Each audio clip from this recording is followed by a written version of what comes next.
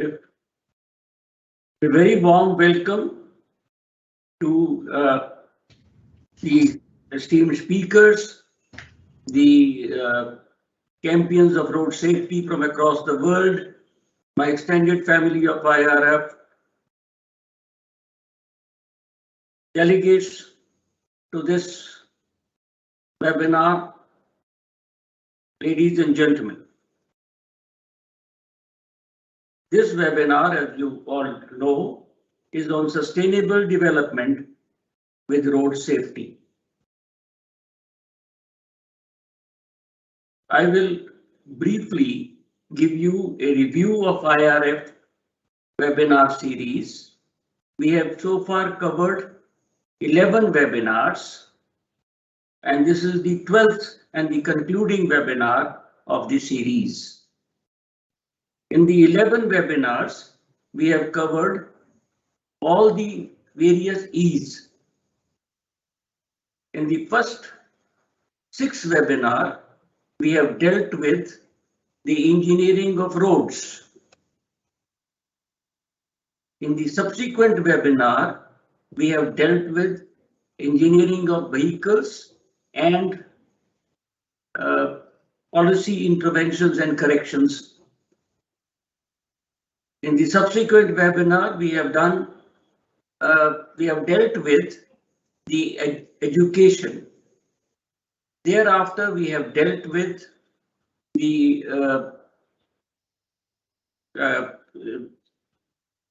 enforcement and innovations. And then in the last one, we have dealt with the emergency care. This is how we have covered 11 webinars before today's concluding webinar on sustainable development with road safety. The intent is that the deliberations of the first 6 webinars go to the Ministry of Road Transport and Highways, and in consultation with the ministry, we finalize the E1, and similarly we finalize other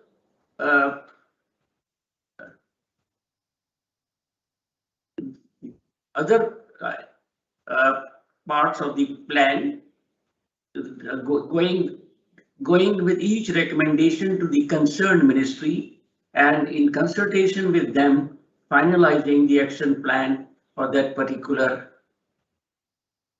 ministry, so that we have a collective master plan ready, national action plan.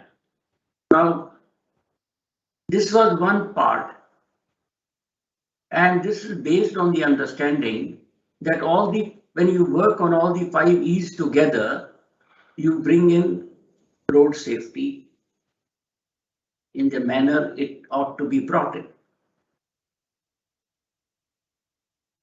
To validate this concept that when you work on 5 E's, you will have the requisite road safety, we have undertaken road safety targets, road safety targets to become achievable. If you work on, so what we have done is we have taken the 7 worst affected states, which are Karnataka, Kerala, Madhya Pradesh, Maharashtra, Rajasthan, Tamil Nadu, and Uttar Pradesh. Now, we have gone to all these states and asked them to indicate their worst affected road stretch.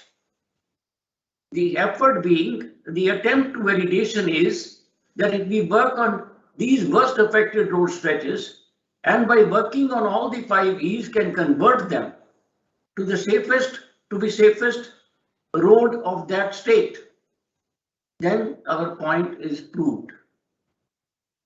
We sought the intervention of Honorable Minister Nitin Gadkari ji, who has written to the Chief Ministers regarding this 5E initiative and requested them to assist us in carrying out our task. I'll just show you the letter which he has written to the various state chief ministers. This is the letter that he has written. Can we blow it a little more so it can be seen? Is it possible? No, that can't be done, sir.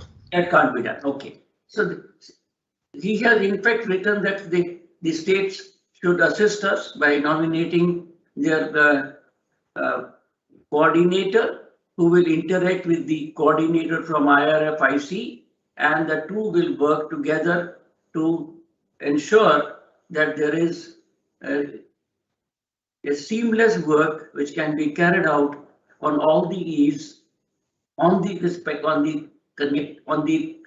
concerned road, which is today the most accident prone road, where maximum accidents and deaths take place in the state, so that when we work on the IBs, we can showcase that we have converted it after working on the 5Es to be the safest road of that state.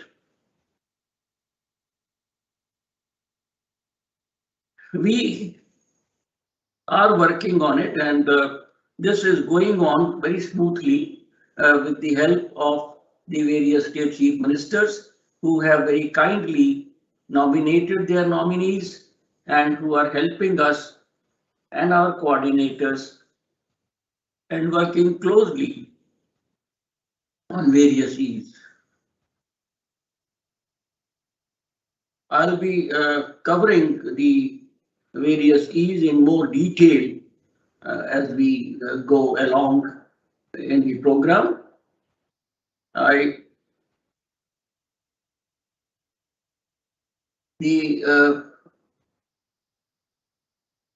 The road safety engineering measures that we are taking is on the worst road stretch. We have done a detailed design for undertaking the corrective measures to make these roads as forgiving roads. In the education campaign in schools, we have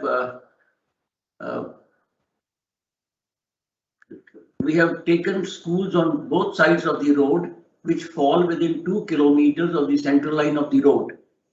And in these schools, we are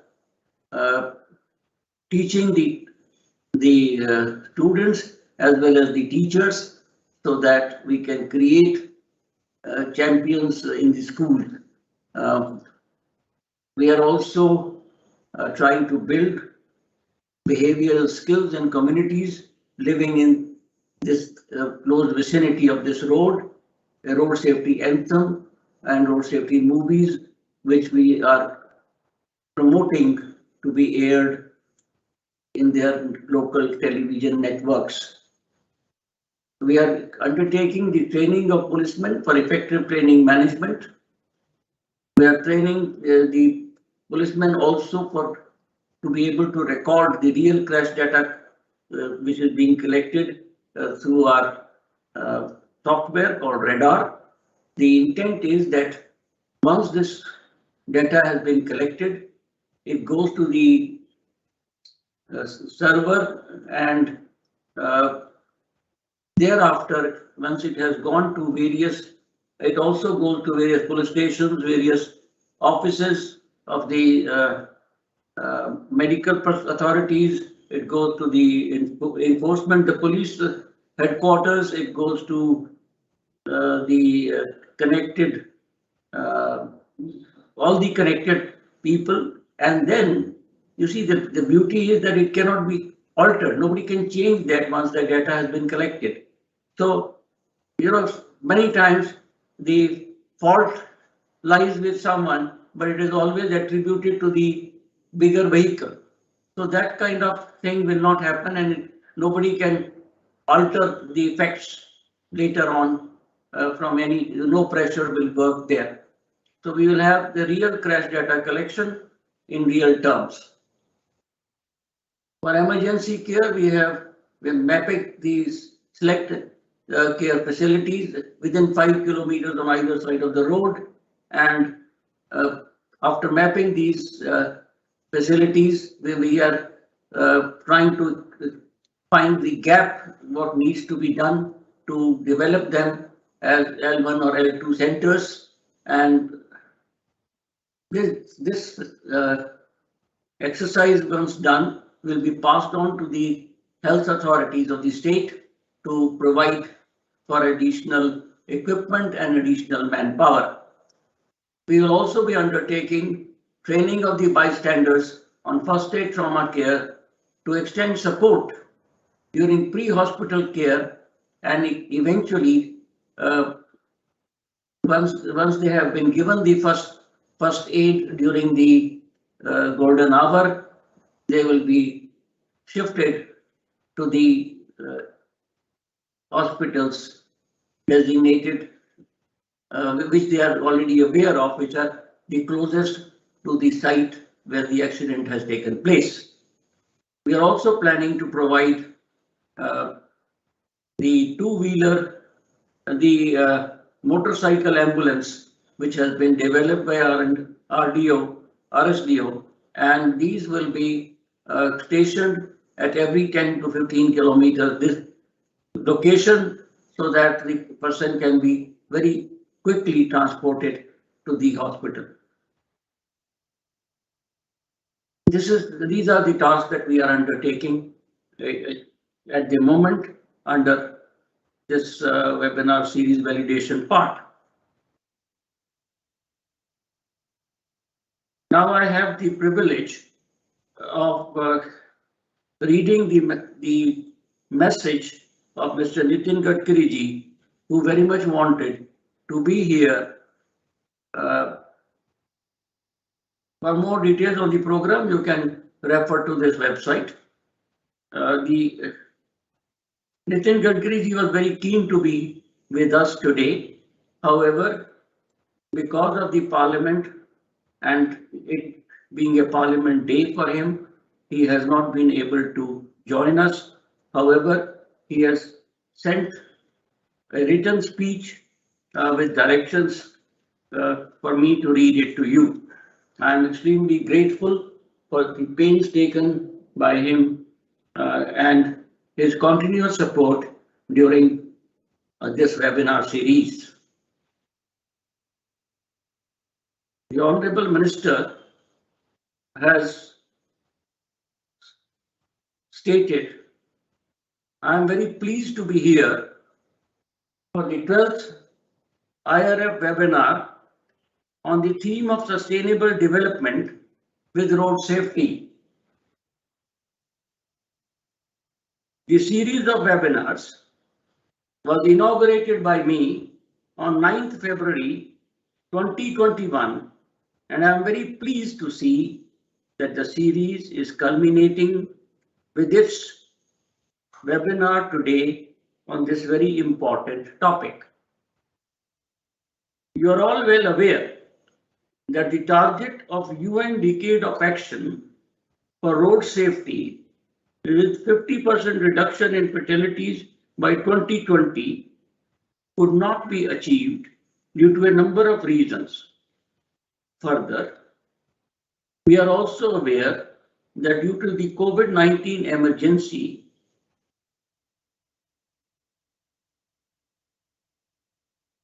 across all nations, we could not prepare the Road Safety Action Plan in 2020, as agreed by global community as the first task of road safety performance targets for 2030 in our meeting at Stockholm. As an active stakeholder, intimately involved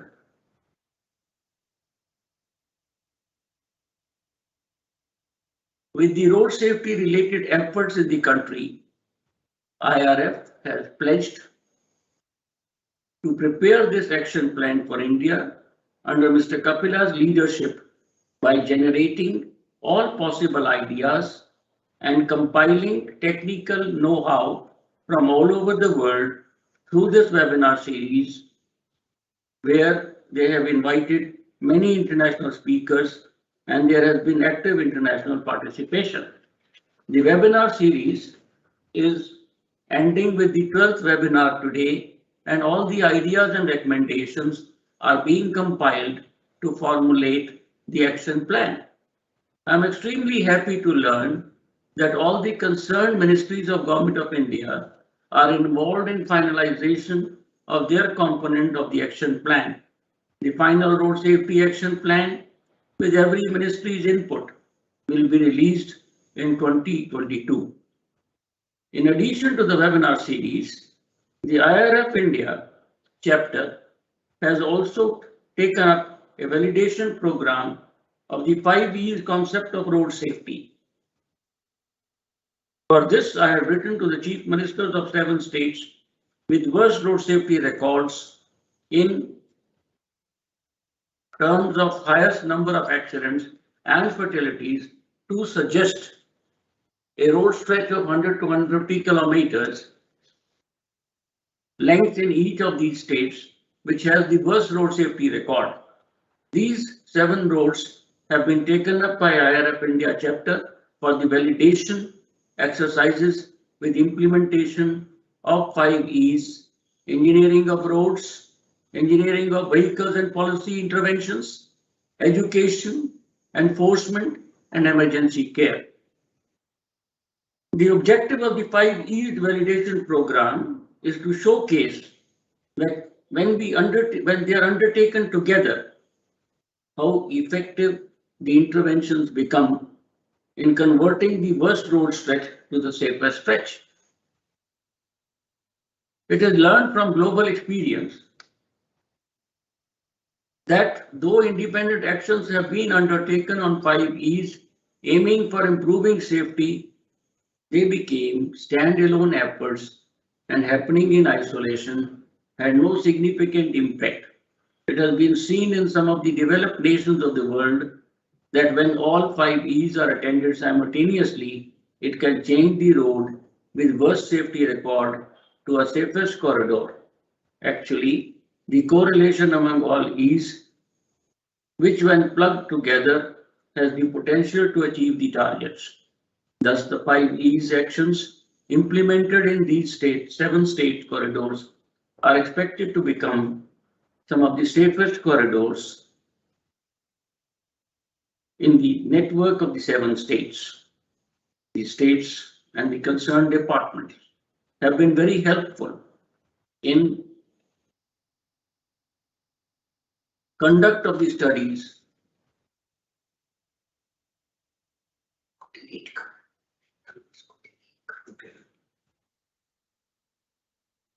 as well as their implementations.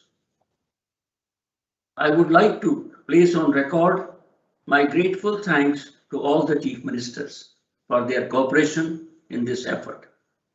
I'm very happy to know that all the expenses for the studies of the 5 E's actions are funded by corporate India. However, only the corrections in the engineering of roads shall be done by the respective road agency of the state or center. I would like to convey my sincere thanks to all the contributors for this safe corridor demonstration project of IRF, and we would like to give due recognition to all such corporate partners in this road safety mission. With all the efforts of IRF under the leadership of Mr. Kapila and contributions from corporate India, I am sure we will be able to fulfill my mission of achieving the targets of the second decade of action for road safety, even 5 years earlier than global target date and by 2025 itself. मैं बोल रहा हूँ तो मेरी से चलाने की है, आप देखो क्या आ रहा है. I'm hopeful that once the strategy of simultaneous 5 E's actions are validated through these 7 safe corridor demonstration projects, all the central and state agencies will like to implement such approach across the whole country to realize the global target at a faster pace. I am confident we will have the road safety targets met much ahead of time with this active work. Jai Hind. This was the message from the Honorable Minister for Road Transport and Highways, Mr. Nitin Gadkari ji. I am extremely grateful to him for having sent this message in spite of his extremely busy schedule at the Parliament, with being a Parliament day for him and Parliament being in session. It was extremely difficult, though he was very keen to be himself deliver this, but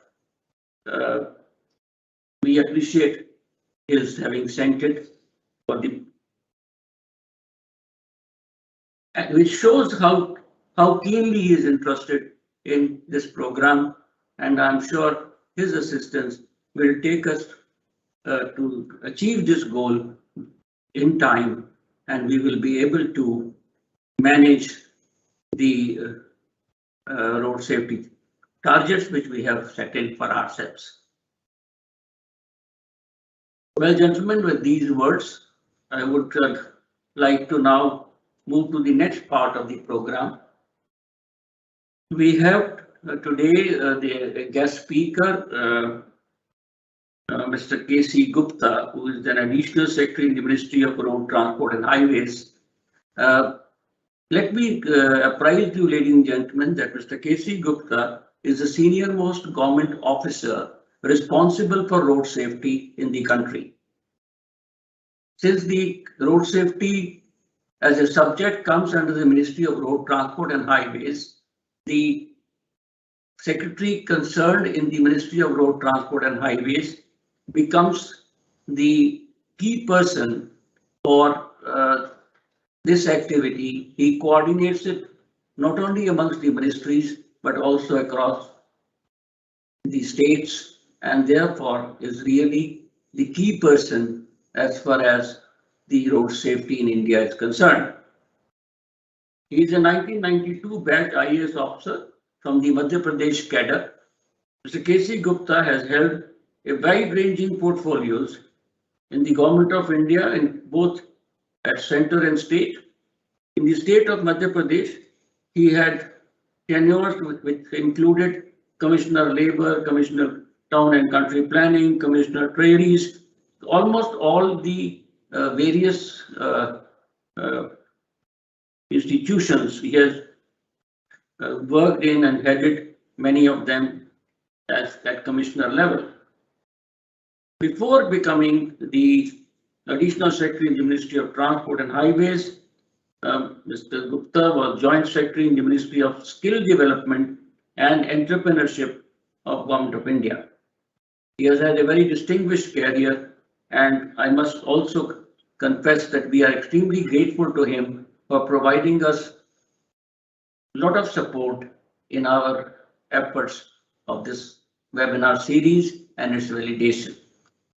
I will now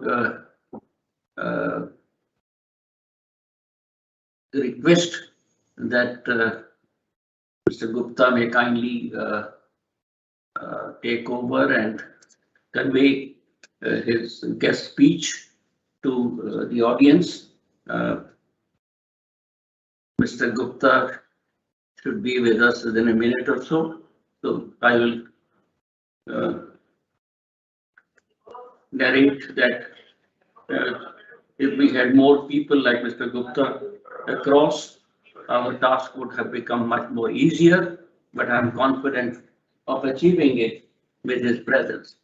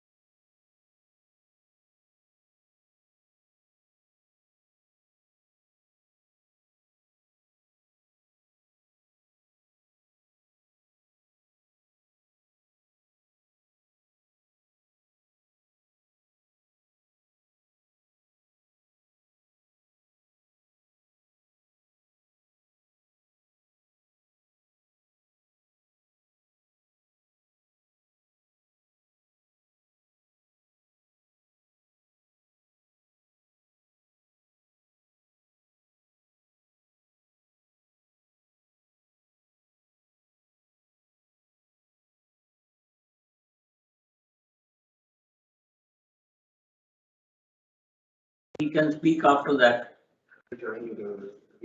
हम आगे proceed कर लेते हैं हम आगे proceed करते हैं. The first topic here is what works and what does not for road safety in the developing world. So I will now take up this topic, which is the first topic of the day, and Mr. Gupta will join after I have covered this particular topic.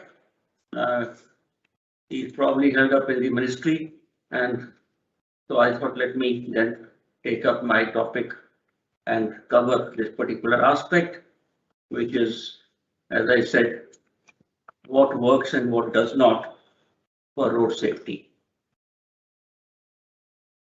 Ladies and gentlemen, during the entire duration of the decade of action for road safety 2010-2020, almost the entire world worked in isolation on various E's.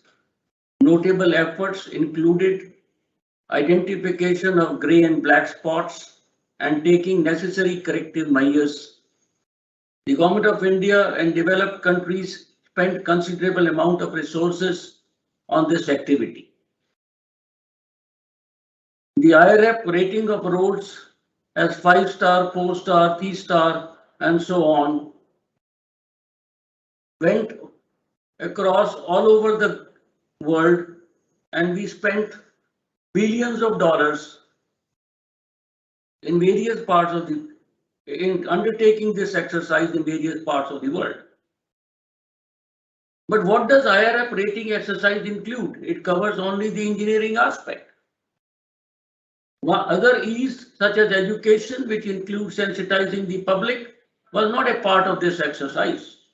Neither the enforcement, which includes enforcement aspects such as traffic management, mandatory compliances, etc., were not covered. Nor was the emergency care to cater to accident victims during the golden hour for saving lives and disabilities of accident victims. So although we spent a lot of money during this 10-year period on IRF across the world, we did not get the results that we were anticipating.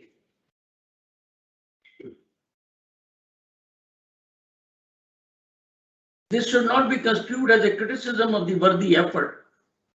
However, it was again an activity which covered just one E of the road safety. Similarly, in India, many organizations worked on providing relief to accident victims within the golden hour. Indian Head Injury Federation works in the area of trauma care by providing support and rehabilitation to accident victims. In the area of education, many NGOs undertook awareness campaigns. WHO sponsored many programs on trauma care training, etc. However, all these efforts focused on just one aspect at a time and worked on it in isolation. As a result, they did not deliver the envisaged target of 50% reduction in road accident and fatalities by the end of 2020. At IRF, we believe that unless and until we work on all the 5 E's at the same time in an integrated manner, we'll continue to work for decades and not reach the target. To validate this conviction, IRFIC has launched its Road Safety Action Plan 2021 and beyond, which covers the webinar series during the year with 12 webinars, which I discussed and explained to you a little while ago, and the 5E validation program in the 7 states. Now, what does this validation program envisages? It envisages that on the road, we will first take action on E1. We will cover the entire road and identify as to what engineering measures are required to make this road forgiving. We will also simultaneously work with the authorities to take action on various policy initiatives. We have requested all this in all the 7 states that only one state has got the law today where a good Samaritan law, it indicates that if a person helps an accident victim, he will not be punished for it, but he will be rewarded in some way. So good Samaritan law is something which we need each state to have. One of the states out of the 7 in Karnataka have already enacted this as a law, and because it has been enacted as a law, the people in the state do not fear in helping an accident victim. They will not be questioned or harassed if they take an accident victim to the hospital. That is what is envisaged in this law, and my request has gone to all the other states, including the request from the Honorable Minister, Mr. Nitin Gadkari ji, who has also written to all the state chief ministers to enact this law as soon as possible. The second aspect is about the conspicuity of the vehicles. You see, when the vehicles are being driven at night, one is unable to see them, and many times when you see them, they are too close to you and you are unable to brake, and it results in an accident. So we have in the CMVR committee decided on providing conspicuity tapes on various sides of the vehicles, and these are being provided by some and not by many. So the request of the state governments is that if somebody does not provide it, you please provide it yourself, charge him double the amount, including the impounding fee, so that others quickly provide the tapes on their vehicles. It has not so far been we have not so far included in the CMVR the tractors and trolleys which are used in the rural India quite a bit for transporting their agricultural goods. It is important that these are also provided with the conspicuity tape so that they are seen and one can realize that there is a vehicle and save his life. Another aspect which is very important and which we have requested the states to follow is the provisioning of front underrun protection cover, side underrun protection cover, and rear underrun protection cover.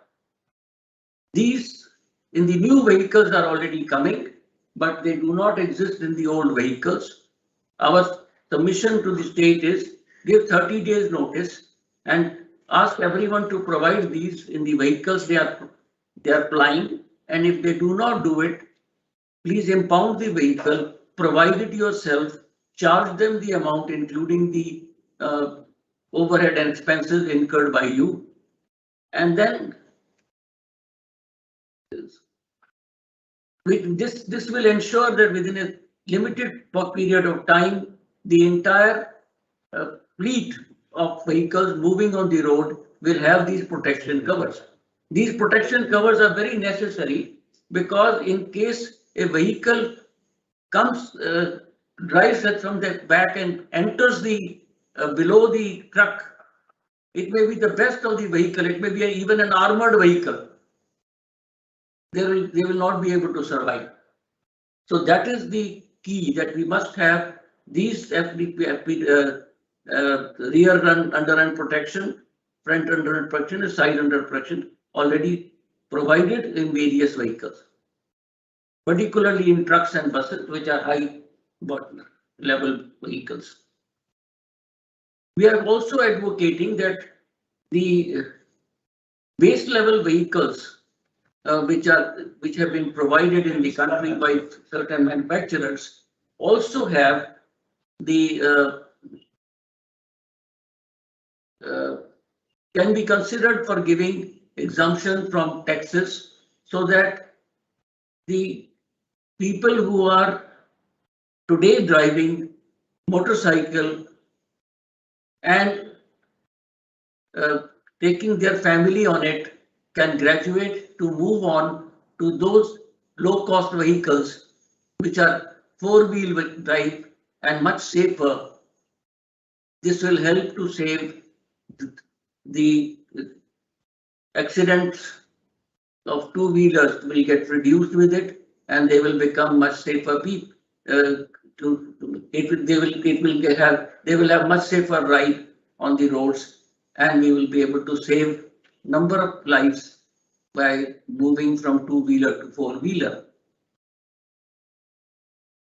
The other aspects are the license to get connected, because unfortunately in India there are people who have multiple licenses, and therefore when an action is taken against them, they produce the license which they are not bothered even if it is impounded, because they have another one in their pocket. So we are trying to have a linkage between them and the Aadhaar card, which is now a card which every individual is supposed to have, and once those are linked, he will not be able to have multiple licenses. So linking of Aadhaar card with the driving license is another aspect which we are advocating, and we are requesting the states to take action in this regard. Like this, there are a few more mandatory provisions which we have requested the states to take action on under the policy interventions of the state.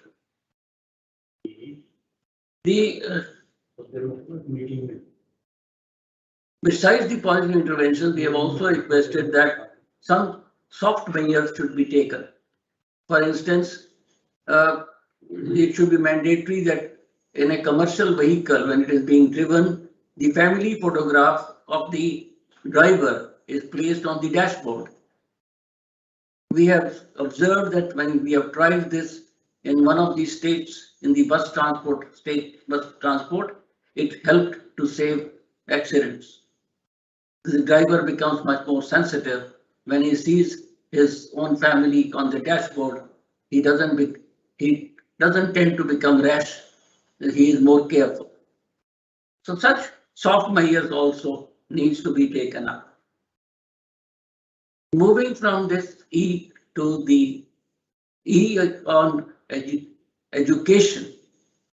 Now, education is one aspect which covers not only the school and college people, but it is educating the society at large as well. And for this, we have prepared an anthem in various languages. The road safety anthem has been prepared in all the 23 languages of India and 10 foreign languages. I would now, I'm now playing for your listening the Hindi anthem, after which we will play the anthem in English. But as I said, it has been prepared in all languages. It helps to sensitize the public. Please listen to the Hindi anthem first. सड़कों पे सानी पहली प्राथमिकता है, नियम का पालन करना है भैया, नहीं करनी है मनमानी, गुस्सा नहीं करना, मुस्कान फैलानी है।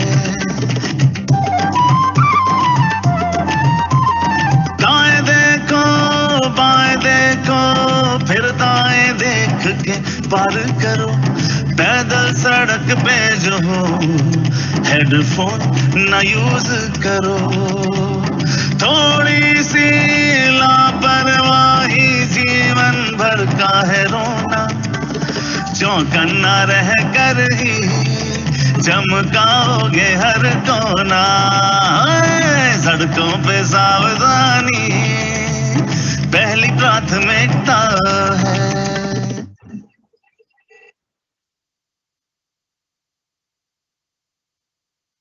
And now you will hear the English anthem. The same thing in English.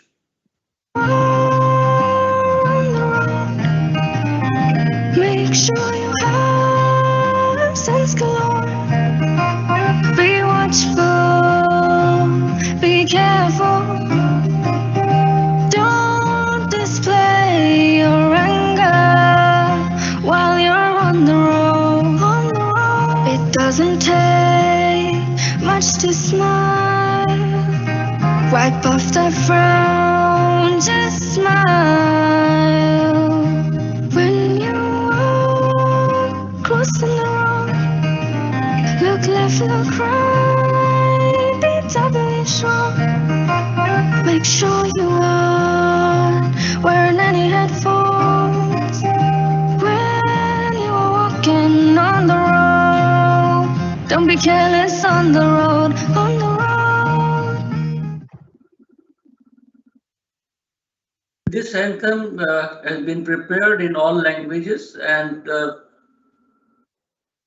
which include even the Chinese and the Russian and the Arabic, French, German. The intent is that it should be used as an anthem to sensitize the public at large in the globe, all across the world. Besides this, we need to have we are having the programs of educating the school children, the teachers there, with a curriculum which has been set out. We have also created books which are from class 6 to class 10, where we have introduced road safety in every subject. So whatever subject is taught, whether it is English, mathematics, science, Hindi, whatever language, whatever subject is taught in between these classes, road safety is automatically ingrained in the mind of the children. So that those books are available and can be downloaded from IRF website, and they are free of charge. They are being used even by the World Bank in wherever they are spending money on education.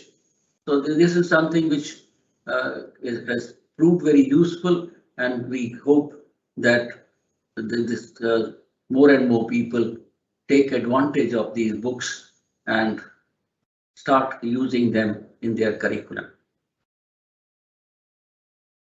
The road safety films have been prepared, which we are requesting the states to show in their regular programs, because each state has some time allocated within the state on the television network, so they can show it at the prime time in their networks to sensitize the public in this regard. Then we move from education to enforcement.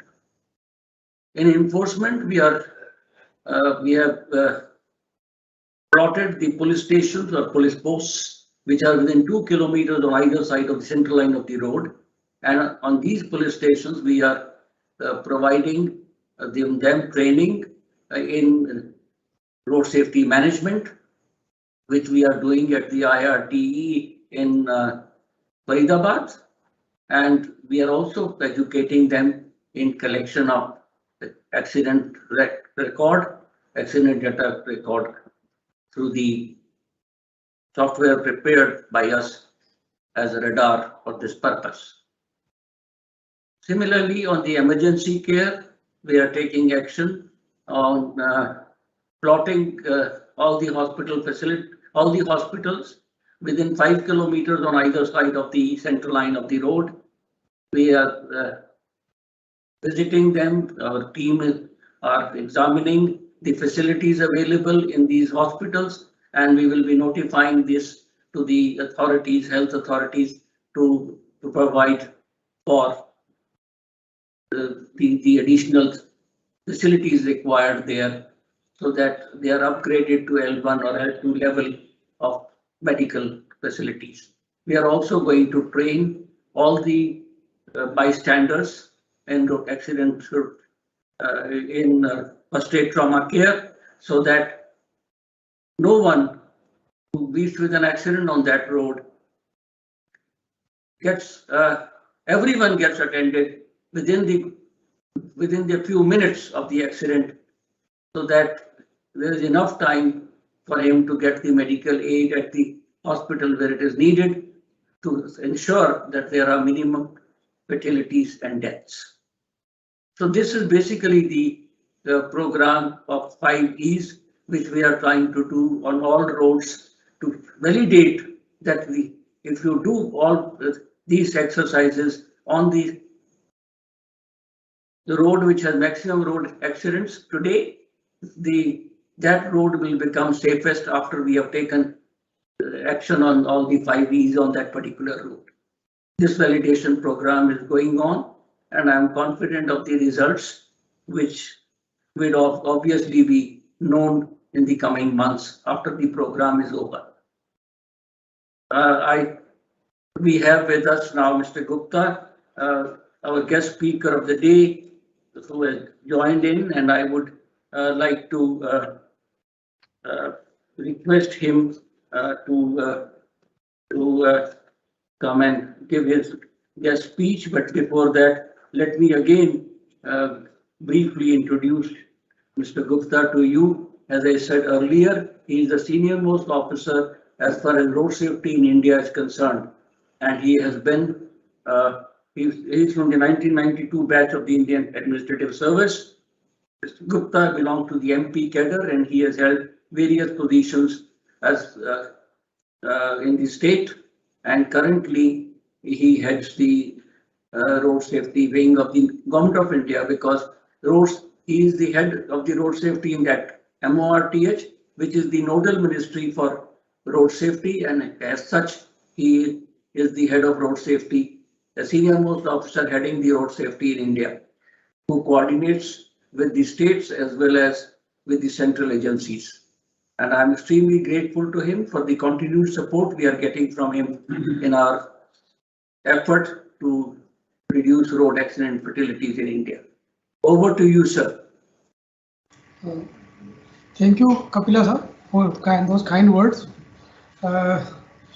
Respected Mr. Kapila ji, President Emeritus of IRF, all distinguished members of IRF, distinguished speakers in this session, and all the stakeholders present in this webinar. So I warmly welcome all of you. And first of all, before starting, I must thank the IRF on behalf of the ministry for their sincere efforts towards road safety, and organizing these so many seminars, which is the 12th seminar today.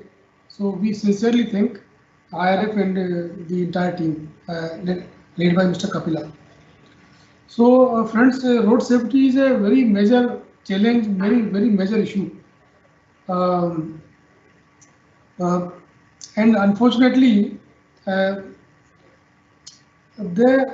is no activist group fighting for the cause of fighting for the cause of road safety.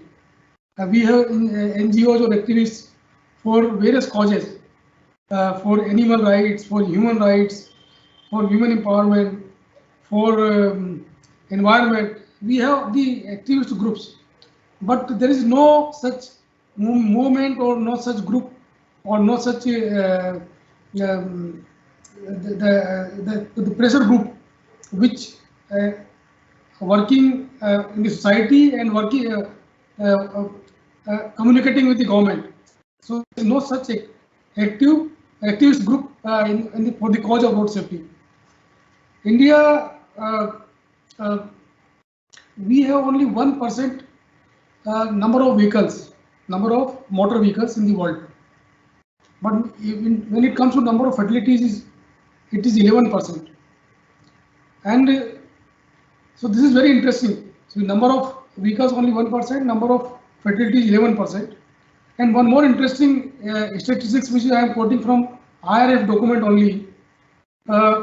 In USA, the number of accidents are 22 lakhs annually, number of road accidents.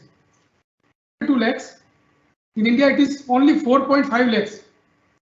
So, number of accidents in USA is almost 4 or 5 times than India.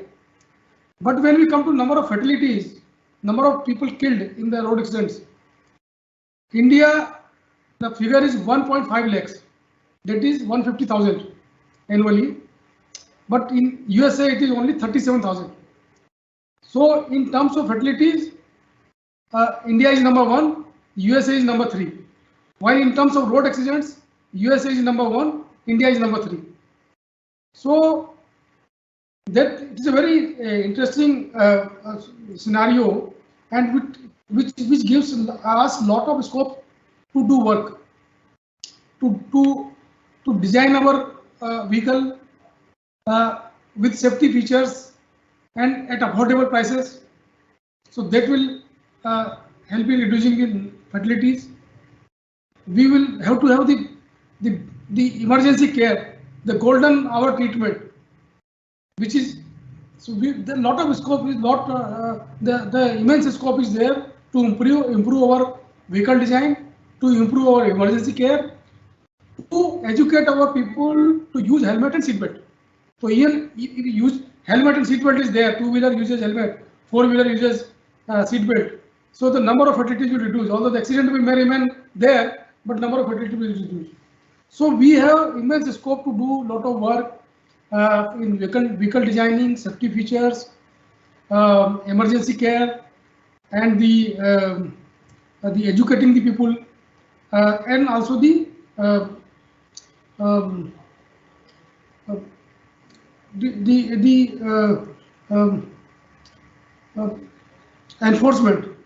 enforcement using the technological interventions for our enforcement. So lot immense to be done, and we are doing our we are making efforts. We have signed the Stockholm Declaration in the month of February 2020 to reduce the number of fatalities by 50% by 2030. So in 10 years we have to reach to a reduction of 50%. While what our past record of last 5 years has achieved only 10% reduction.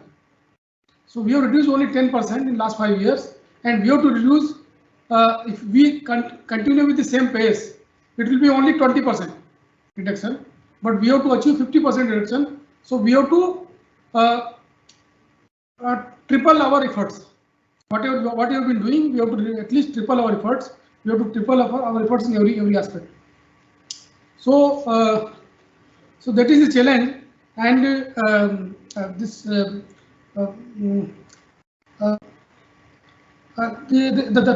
topic is sustainable development with road safety. So the development, how road accidents affect the growth of a nation.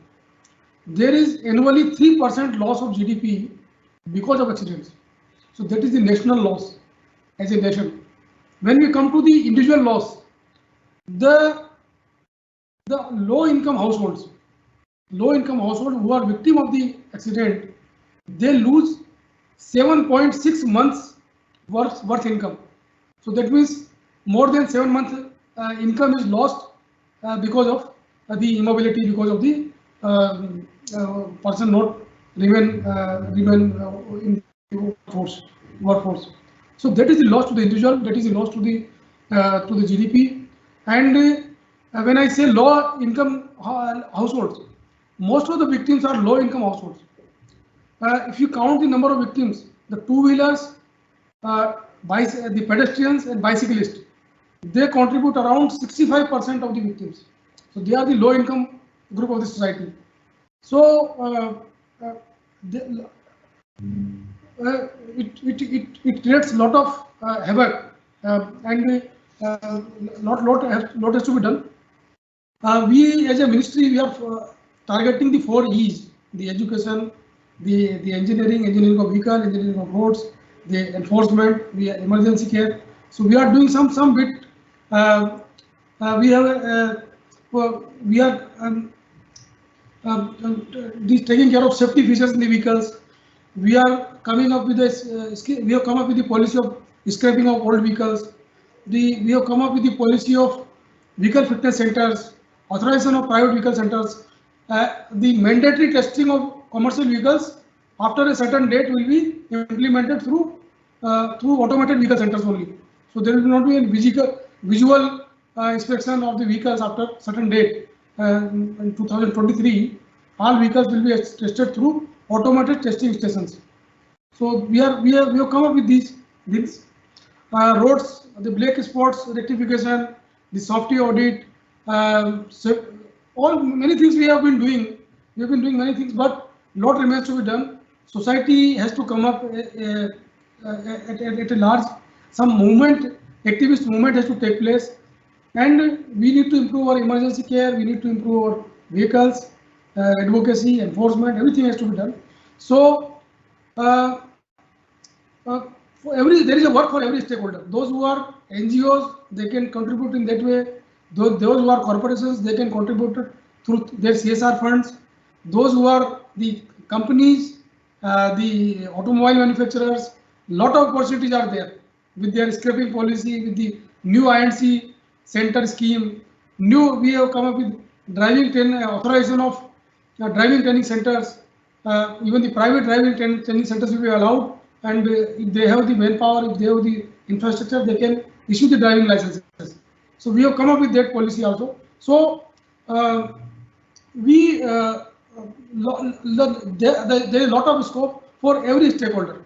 As I said, for the business also there is a lot of scope. The vehicle manufacturers, safety equipment manufacturers, then the private companies, lot of scope is there with this for intervention of road safety. So we look forward for your continued support, and once again, thank you very much. Thank you very much for all the efforts you have been making. Thank you very much.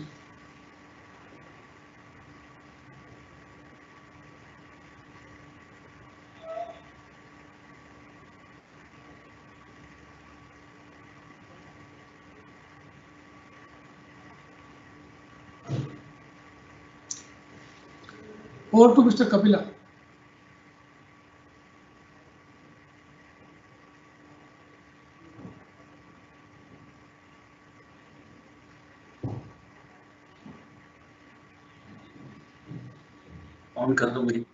Thank you very much, Gupta Sahab, for such a lucid presentation. Our next speaker is Ms. Barano, Director General, ASMOB. I would now invite her. She is an MSc in Telecommunication Engineering and has an Executive MBA. She has worked for 15 years with captraffic.com in the intelligent transportation systems such as road tolling, ticketing, traffic management, etc. She leverages her knowledge and wireless communication with her knowledge of the road sector and has won Quality Innovation Awards and a ITS Spain Award in 2020, as well as Startup Label by the International Road Federation, among others.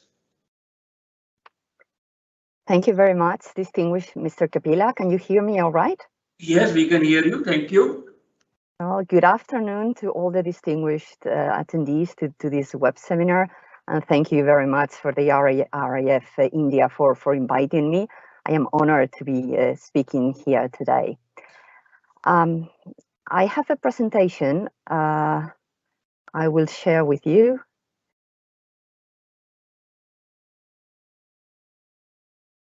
For this seminar, I was requested to speak about the technology we use and how it could help in India. So I'm going to explain what is our focus and why it's applicable all over the world, India included, obviously. So as the distinguished Mr. Kapila and Mr. Gupta mentioned before, the 5 E's are the pillars for road safety. In this session, I will focus on road engineering. And road engineering has 2 parts. First is the design and construction, which should follow safe guidance. And then is the maintenance. During the decades of use that roads are going to have, maintenance is crucial. Because as I said, for design and construction, there are guidelines, there are recommendations to make roads safe, to design and build roads as safe as possible. But then for maintenance, in most of the roads in Europe, and I'm sure in India is not very different, there is no technology. It's visual. Most of the maintenance is based on visual inspections. And this is especially important in the conventional roads, secondary roads, and so on.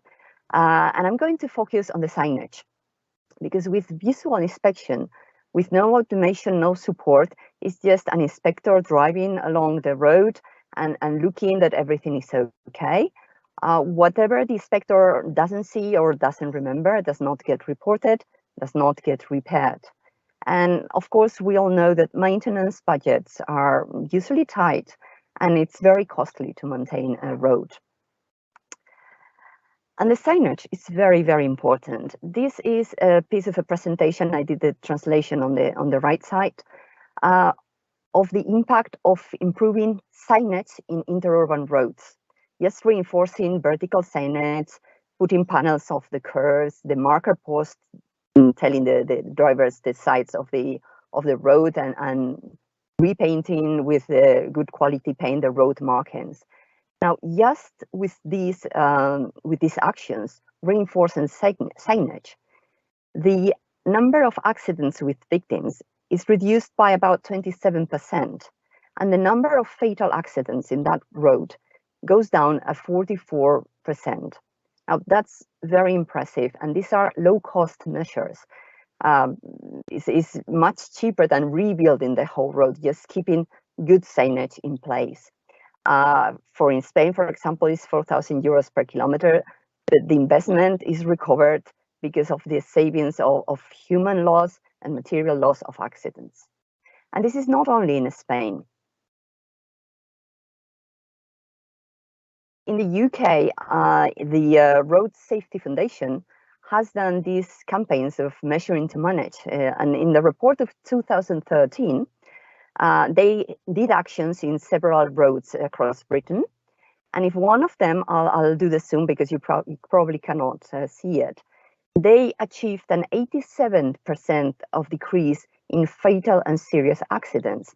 And what they did is speed limit review, improve direction, improve road markings, calming measures with road bumps usually, and upgrading the pedestrian crosses. So most of the effort was made on improving signage.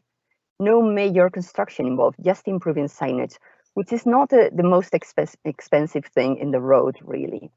So keeping signage well visible, well clear, and providing guidance, of course, has to be done at the beginning in construction, and then has to be kept throughout the decades of use.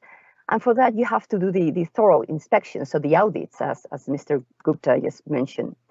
These audits, these inspections, are usually slow and labor intensive. They are sometimes dangerous because the workers have to be stopping at the road. And normally, most of the time are fully manual. Sometimes they use mobile phones or something like this, but it's a manual task. So at least in Spain, they're expensive and they are done every several years, if ever, in the secondary network. So we need to improve these inspections. We need to make them more frequent, not only every several years. We need to frequent inspections with a flexible process that will enable any road to be able to afford this kind of flexible inspections that provides traceable results, so we can keep track. Oh, sorry, sorry, something went wrong with my presentation. Okay, there we are. That provides trace, and it's error-free. So we need automation to help us with these inspections. And at Asimov, we have developed the autonomous road inspector. And what we have done is we use small devices on board the maintenance vehicles that are usually driving up and down the roads that they have to maintain. These devices gather video and data and send it to the cloud, where we apply the AI models to detect the different elements of the road.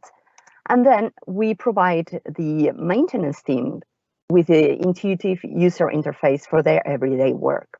We'll go into each of the parts individually.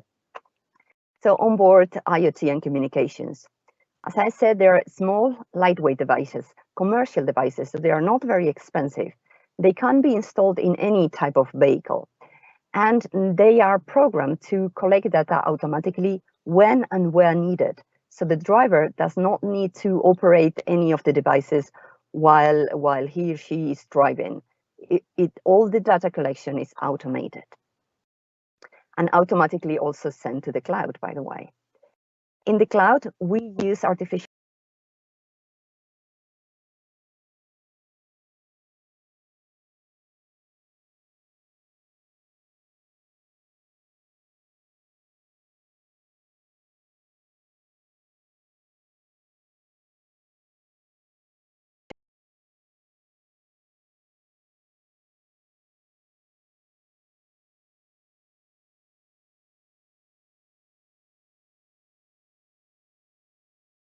enables maintenance teams to focus to detect incidences and focus on their work in repairing these incidents, so optimizing their resources.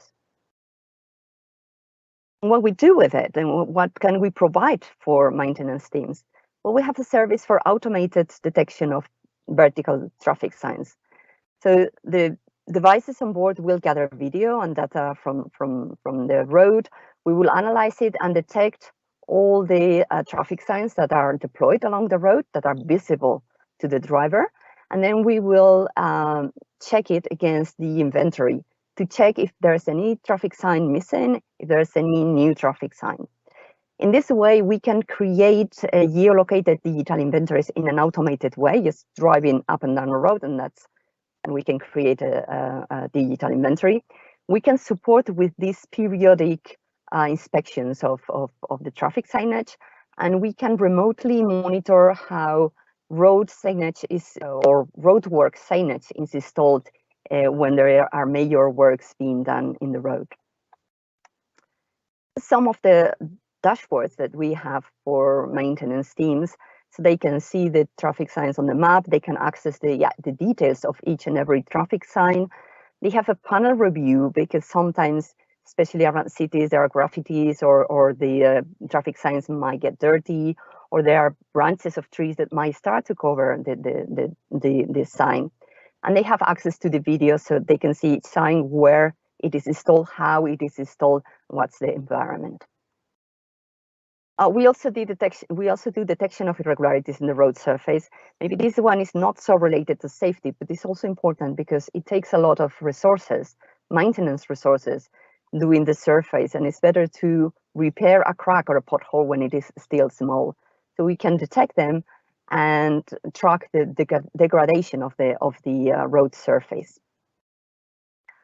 Also have a control panel for that. So where are the anomalies or the degradations, and direct access to the video, so there can be a first diagnosis of what's happening there and the historic data of it. And of course, we will continue developing more features. We are a startup, so we are very dynamic, and we will very soon have a service ready to make sure that lane markings are clearly visible, and in the future, hopefully also the safety barriers for the roads. And we will continue with any other element that is crucial for the road safety. So we use technology in an affordable, easily deployable way so that we take the advantage of digital transformation for roads in a cost-effective way. We can detect incidences early, so reduce the risk of accidents. We enable database decisions for the team taking care of the maintenance of the road. We can also integrate our information in other management platforms like SCADA or Smart City platforms if the management team is using one. And we contribute to the process digitization. So we generate information that can be tracked and can be managed. This is all from my side.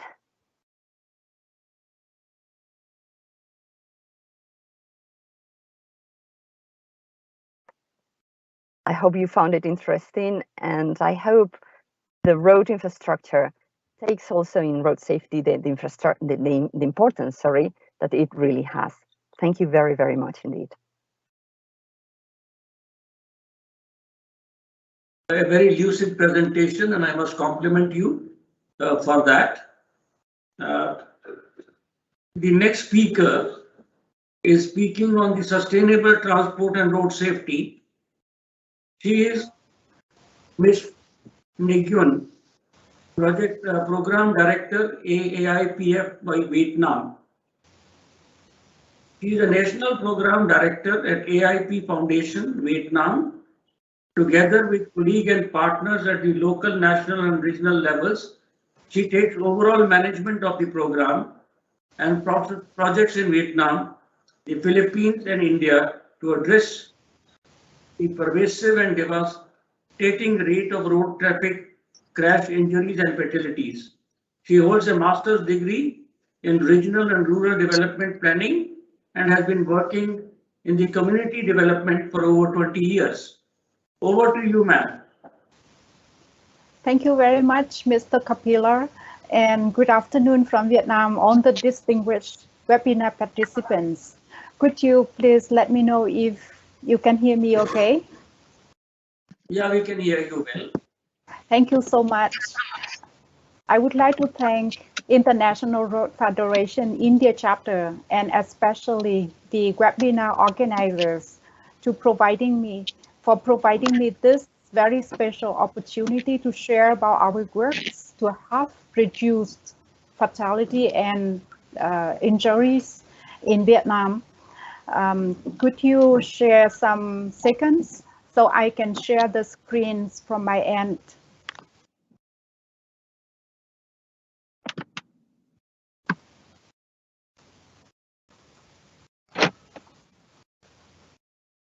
In 200 meters, turn right. In 100 meters, turn right.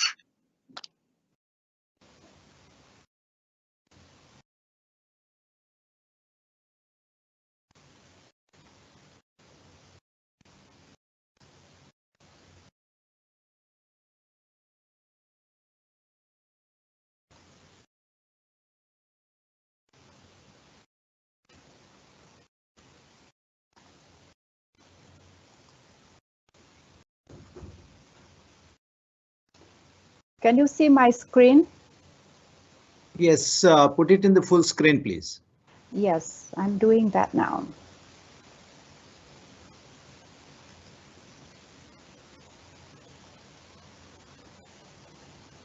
Yeah, that is okay. Okay, thank you so much for your patience.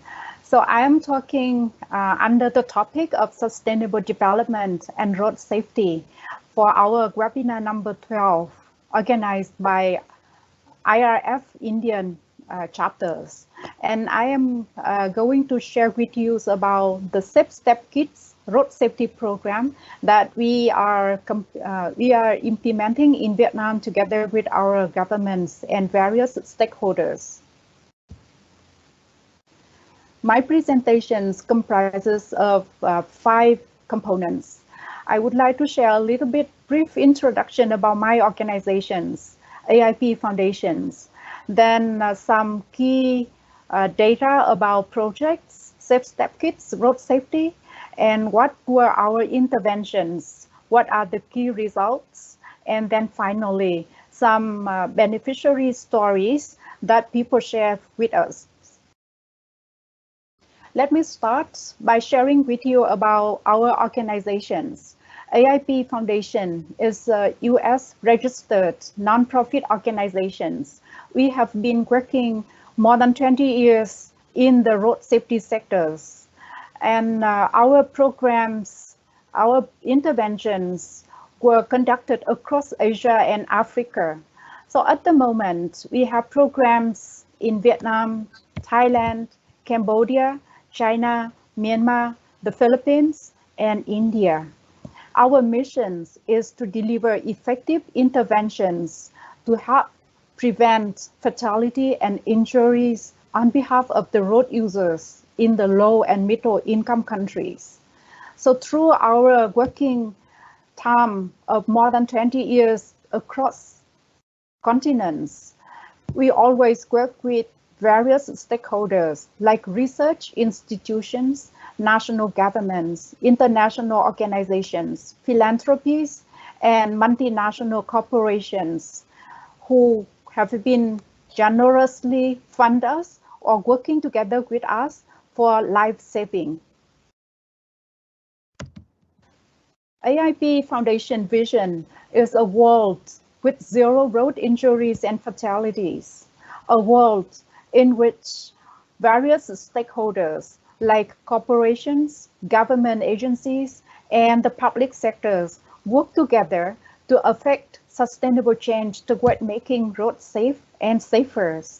And our vision is a world where every individuals are educated, are empowered to make intelligent decisions about their safety, their security, and also other safety and security when they are on roads. Our programs use a 5 gears model when we conduct interventions in road safety around the world. We tailor components for every program and work towards the objective of maximum impact and sustainability. The 5 gears models include targeted educations, access to safe equipment, communications for change, global and legislative advocacies, and research, monitoring, and evaluations. For more than 20 years, we have conducted legislative advocacy, impactful public awareness campaigns, and contributed to improving road safety in Asia. For my country, Vietnam, our organization is credited with helping to pass our national first helmet laws in 2007. And with this law, the government already has prevented an estimated 500,000 head injuries, about 15,000 fatalities, and the law also has helped Vietnam save an estimated $3.5 million in medical costs, pain, and suffering. On the webinar today, I would like also to say that our achievements are also our partner achievements. For example, Johnson & Johnson, who got the 2017 Brake Fleet Safety Award in the category of Global Road Safety, or the UPS Foundation for 2019 Prince Michael International Road Safety Awards, Vietnam National Traffic Safety Committee, and the Ministry of Education and Training for 2020 Prince Michael International Road Safety Award.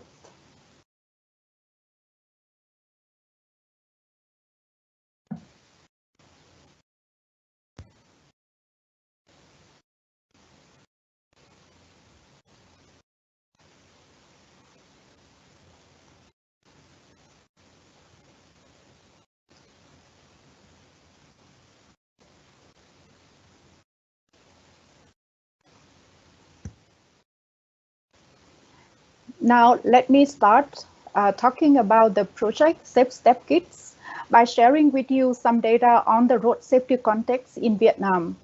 We are having about 47 million motorized 2- and 3-wheelers in the countries. According to the Global Status Report of Road Safety in 2018 by the World Health Organization, every year our road crash injuries is almost 500,000. And we also have almost 25,000 deaths because of road crashes. In Vietnam, road injuries are the second leading cause of death for children within the age group from 5 to 14. And 25% of road crashes are caused by speeding. Every year, we have more than 2,000 children lost their life on the roads. So what does this mean? The data tell us that in Vietnam, for one child who dies, another 4 are permanently disabled, and a further 10 are seriously injured because of road crashes. The Safe Step Kids is a multi-platform public service program. It has been created by Prudence Foundation in partnership with International Federation of Red Cross and Red Crescent Society, IFRC, and Cartoon Network. The program focused on providing life-saving information to children via a series of entertaining videos and educational materials featuring beloved Cartoon Network characters. And to date, the Safe Step Kids program has been deployed in some countries in Asia, like Indonesia, Malaysia, and Singapore. The Safe Step Kids came to Vietnam as the first time in 2020, and the program was implemented in Vietnam through AIP Foundation Safe Step Kids Road Safety Project in 2020. The objective of the project is to increase traffic road safety knowledge and skills among primary school students to better protect them from road crashes, as well as raise safety awareness nationwide via communication campaigns. The first year of the project was implemented in 2 provinces in Vietnam, as shown on the map, Bắc Giang and Đắk Lắk. These are the regions lacking safe school zone infrastructures and where students commute along the national road with high rates of traffic crashes. At the end of year 1 of the project, we have directly improved the life of 2,744 students, 93 teachers, and more than 3,000 parents. Our communication campaigns have reached millions more with critical road safety messages. So what are our interventions? Our interventions are formed in 4 main components: road traffic safety educations, helmet safety, safe school zones, and communication. Under the road safety educations, we work along with our national governments for school selections, organizing orientation workshop and teacher training. We also design and produce road safety educational materials. We organize safety with prudence tours and extracurricular activity for school children. We work with our local government partners in the 2 provinces to conduct surveys at 6 schools. And finally, we selected 3 of them. And the main selection criteria are the school located in a high-risk traffic areas or along a dangerous road, and the school have students who has the helmet wearing rates lower than the average level at the region data, and there is a commitment, demonstrated commitment from school administrator to join and then to run the program. And the school must have an appropriate number of students based on our program design and budget. These are some pictures to share with you about our field work in school survey and selection in the 2 provinces. Then we organize orientation workshop and teacher trainings, 3 events at 3 target schools. Under the project orientation workshop, we provided an overview of traffic safety in the world and in Vietnam. We provided introduction of our organizations and the sponsor, Prudence Foundation and Prudential Vietnam Company. Then we share an overview of the Safe Step Kids projects that to be implemented in the 2 provinces. For the teacher training event, we updated law and regulations on helmet use and pedestrian safety with the teachers. We share with them the importance of helmet use and how to identify a standard helmet. We also guided teachers on how to do head sign measurements and how to use helmets in a proper way with demonstrations. We share with them the role of teachers during the project implementations and then share with them on the form for monitoring and evaluation of project activities. Our educational materials focus on practical road safety knowledge, on the importance of helmet wearing, and guidance on proper helmet wearing and pedestrian safety. So these are some pictures to elaborate our materials, like safety cards, booklet, and traffic simulation corners on the schoolyard. When we organize safety with prudence tours for school children, we aim at both teachers and students. For teachers, this kind of activities help strengthen their capacity through learning interactive teaching skills in road safety.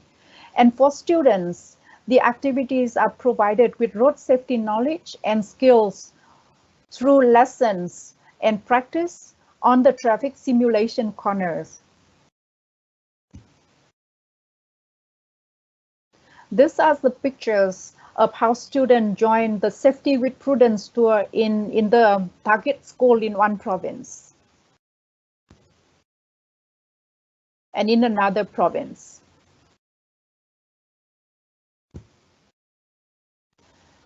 We also work alongside with our target schools for organizing extracurricular activities. Students could reinforce their traffic safety knowledge, which was provided during the Safety with Prudence tours. And we consider extracurricular activities like opportunity to spread edutainment. We call them edutainment because this is an active education method, and we use that to teach school children at the primary level on traffic safety in the project areas. This is to share with you pictures of the extracurricular activities in our provinces.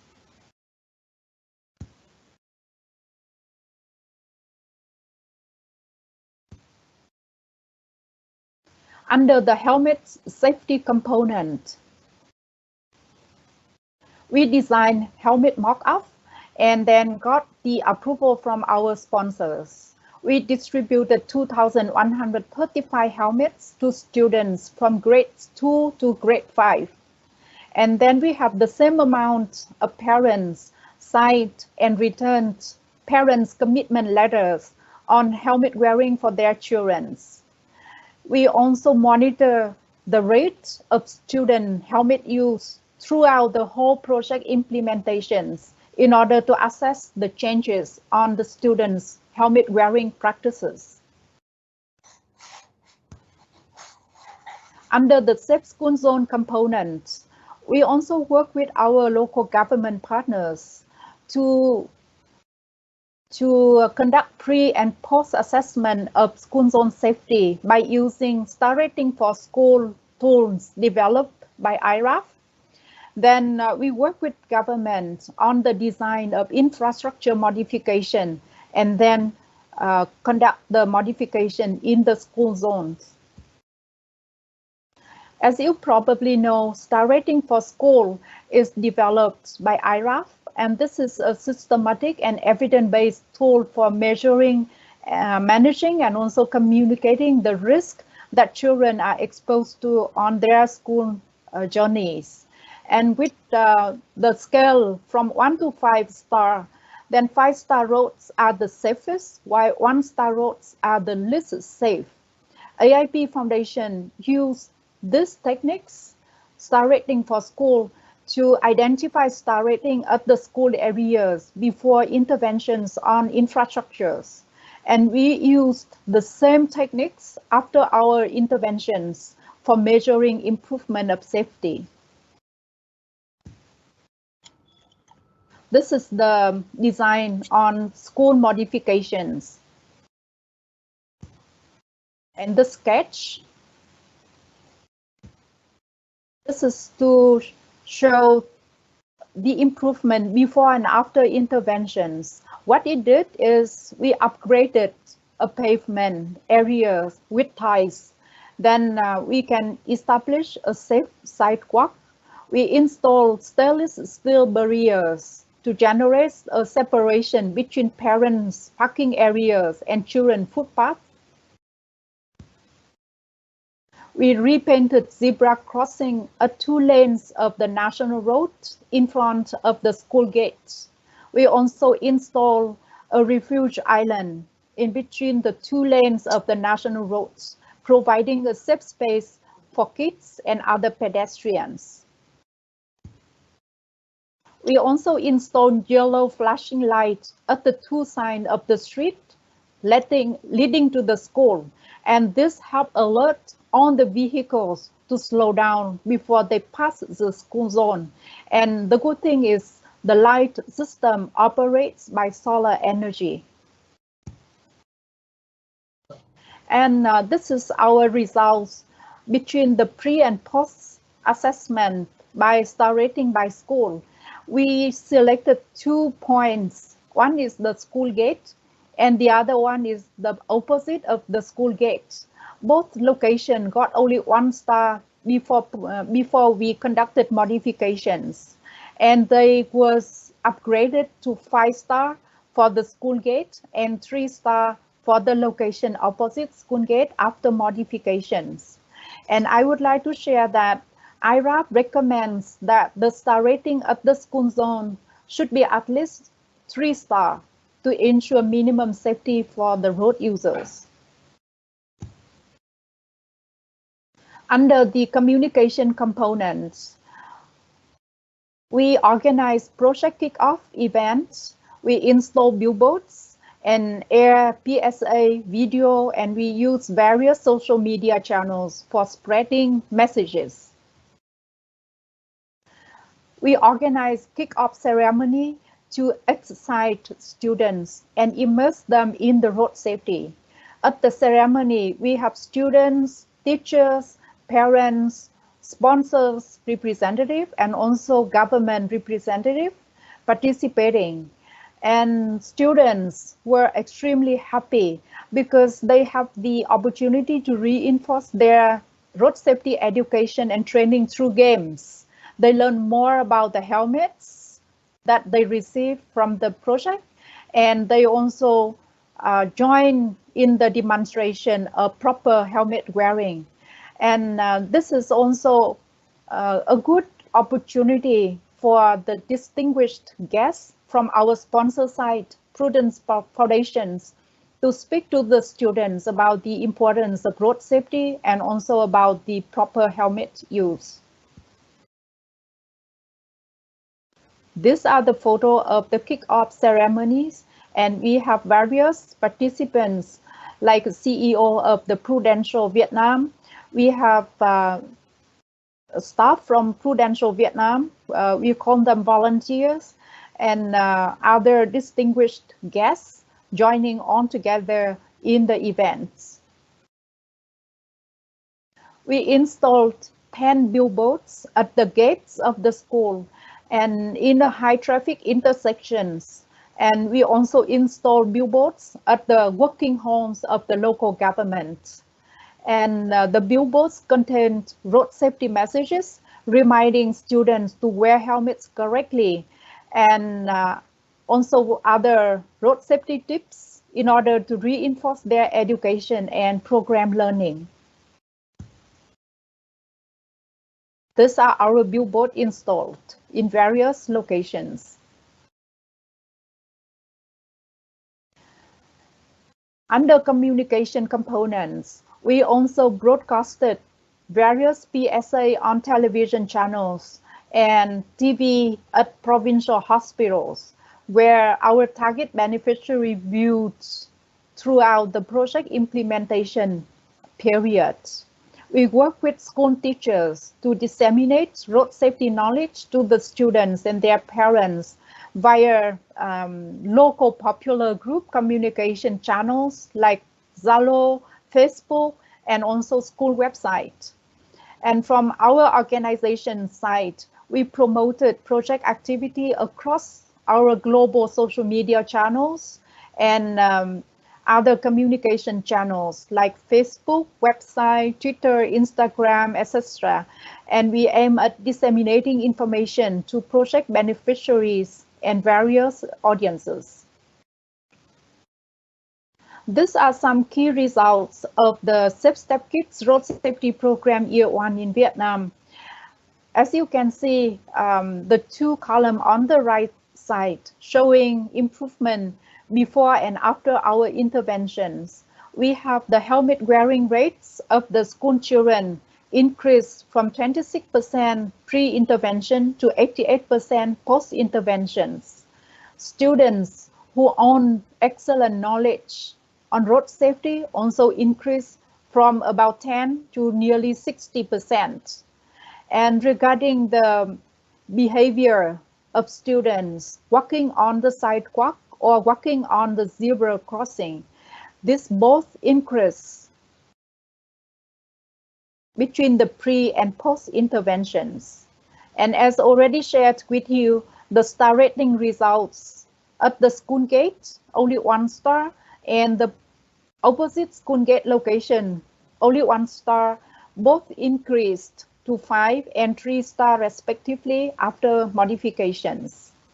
From October 2020 to March 21, among 57 reported crashes from the school students, there were 0 cases of head injury among our students. These are some beneficiary stories that people share with us. The first one is from a student of grade 2. In the past, before project interventions, on her way home, she was hit by a motorbike, and then she had to undergo a surgery in the hospital. She had to stop going to school for 2 months, and now she is so happy that the school already has a fence installed on the pavement. So she is happy that no vehicle, no vendor can occupy the sidewalk, and she can walk safely on the roads. Another message from school headmasters. She said that thanks a lot. The project came in the right time when we were looking for a solution to enhance traffic safety in front of the schools. Our students received beautiful and quality helmets. Our school had new pavement with parking lots for parents, and we have a set of traffic lights and signs for pedestrians. She also shared that we even have a refuge island for pedestrians, which I never seen in the city before. Another sharing was from the chief of the Provincial Traffic Safety Committee office. He said that from the government side, they consider this is a highly sustainable model because it combines educational and propaganda activities to improve student traffic safety awareness and behavior. He said that this is a practical way not only to ensure safe steps to schools for kids, but also to help raise awareness of road traffic laws compliance for community, for many people in the areas. So that is the end of my presentation. Thank you so much for listening. Thank you very much, madam. It was a very lucid presentation, and I must compliment you for the excellent work that you are doing in Vietnam and other countries. Thank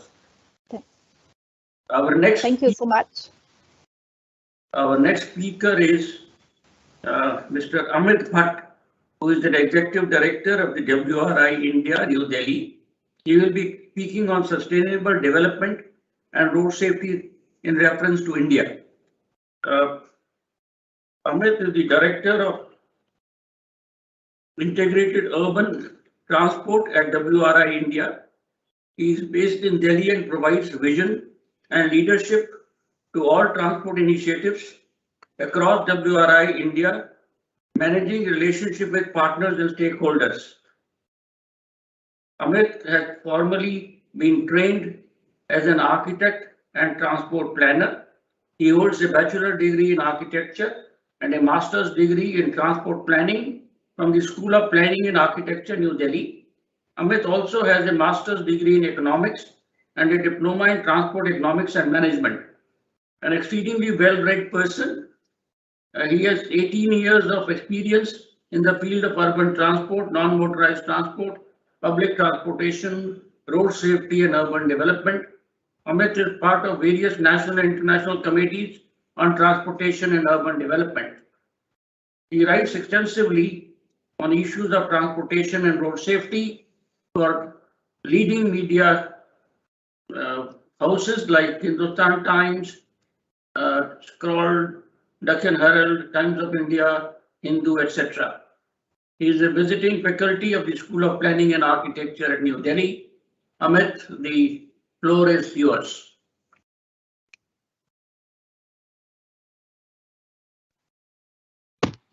Thanks a lot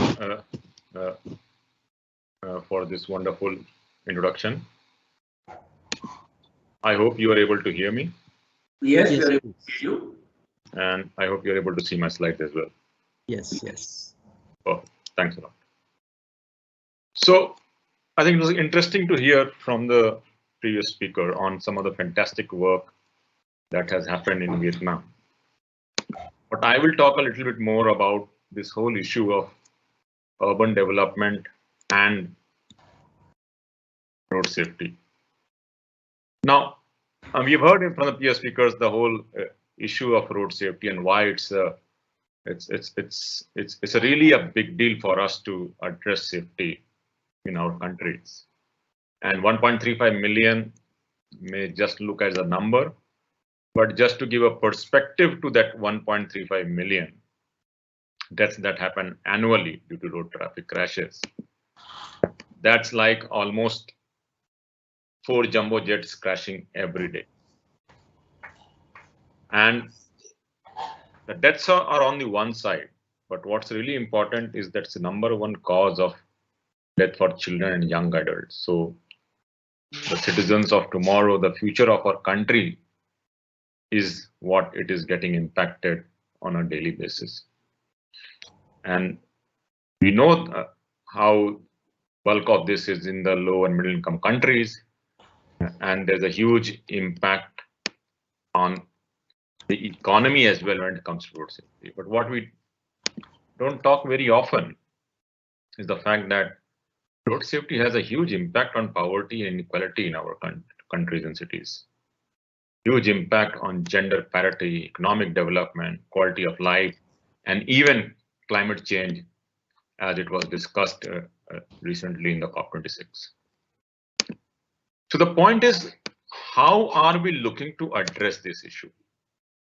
And I think this is where we have to dive a little more, is that we have to understand that road traffic crash, and I'm not using the word accident deliberately, because to me these are crashes, these are not accidents, these are incidents, and bulk of these incidents can be avoided.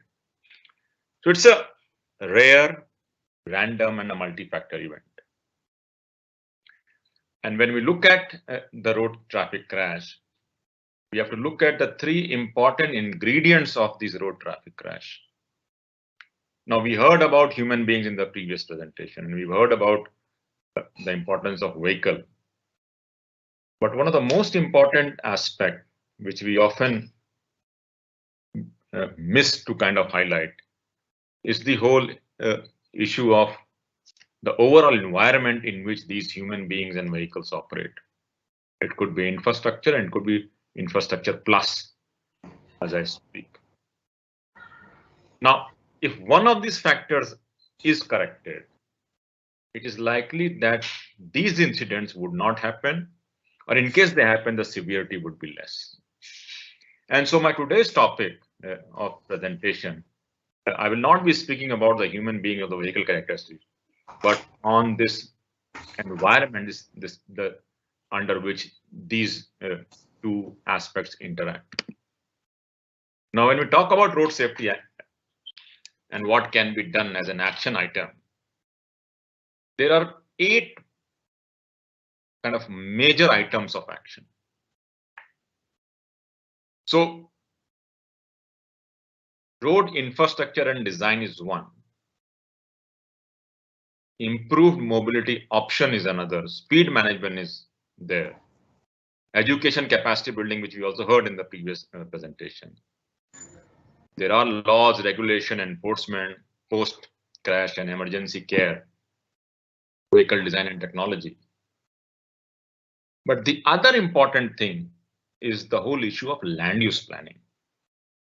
And believe me, I've been working in this field for almost 2 decades now.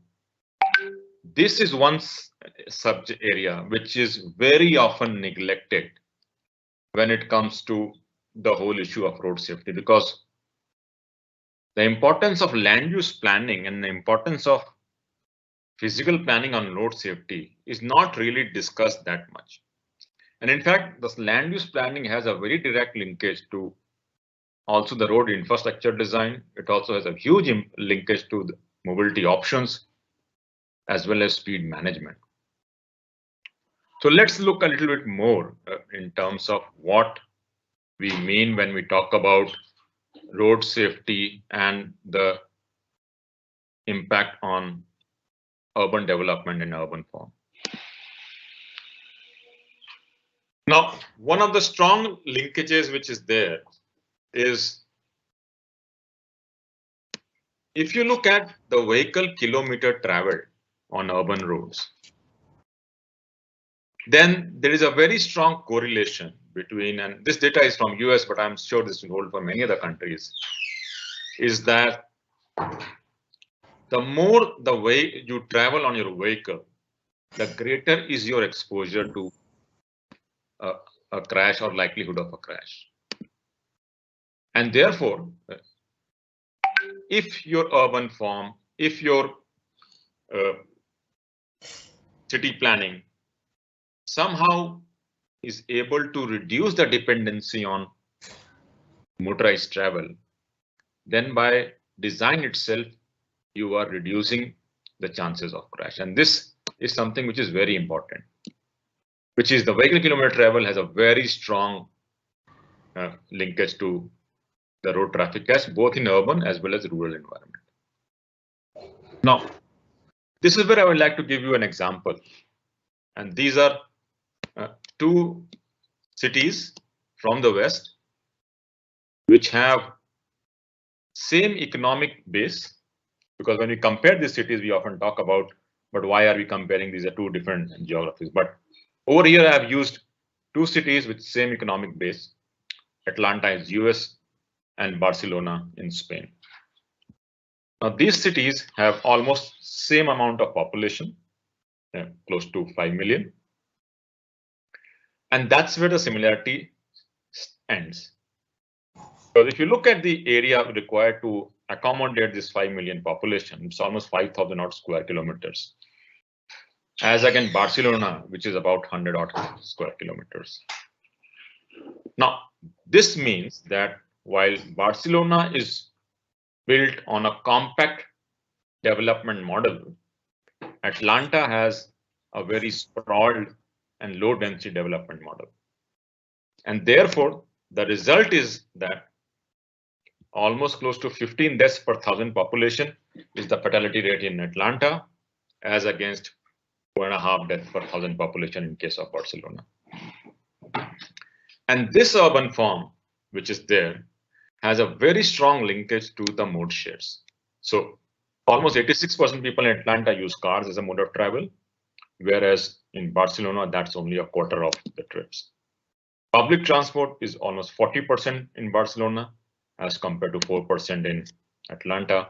And walking and cycling, which is almost non-existent in Atlanta, is the second most largest used form of transport.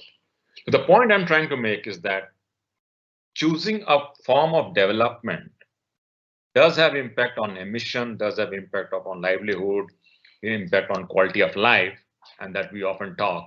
What we miss is that the urban development, the urban form, has a huge impact on road safety, and that's what I would like to draw your attention towards some of these challenges which are now happening in India as well. Now we have seen this graph about 150 odd thousand deaths annually in India. And what is interesting is the fact that if you look at this data, you will realize that the bulk of this growth is happening is also leading to overspeeding. And so on your left, you will see very stark increase in the overspeeding cases as a factor contributing to the overall deaths in the country. And again, this has been further classified. So what is happening and why this overspeeding or excessive speeding is happening in our countries? Now let's look at slightly in more detail in some of the three case examples, which I will talk a little bit. So this is the crash scenario in Mumbai, close to, and Mumbai has actually done pretty well in terms of reducing road traffic death. So currently they are recording almost 350 deaths annually, and that number has come down consistently in last many years now.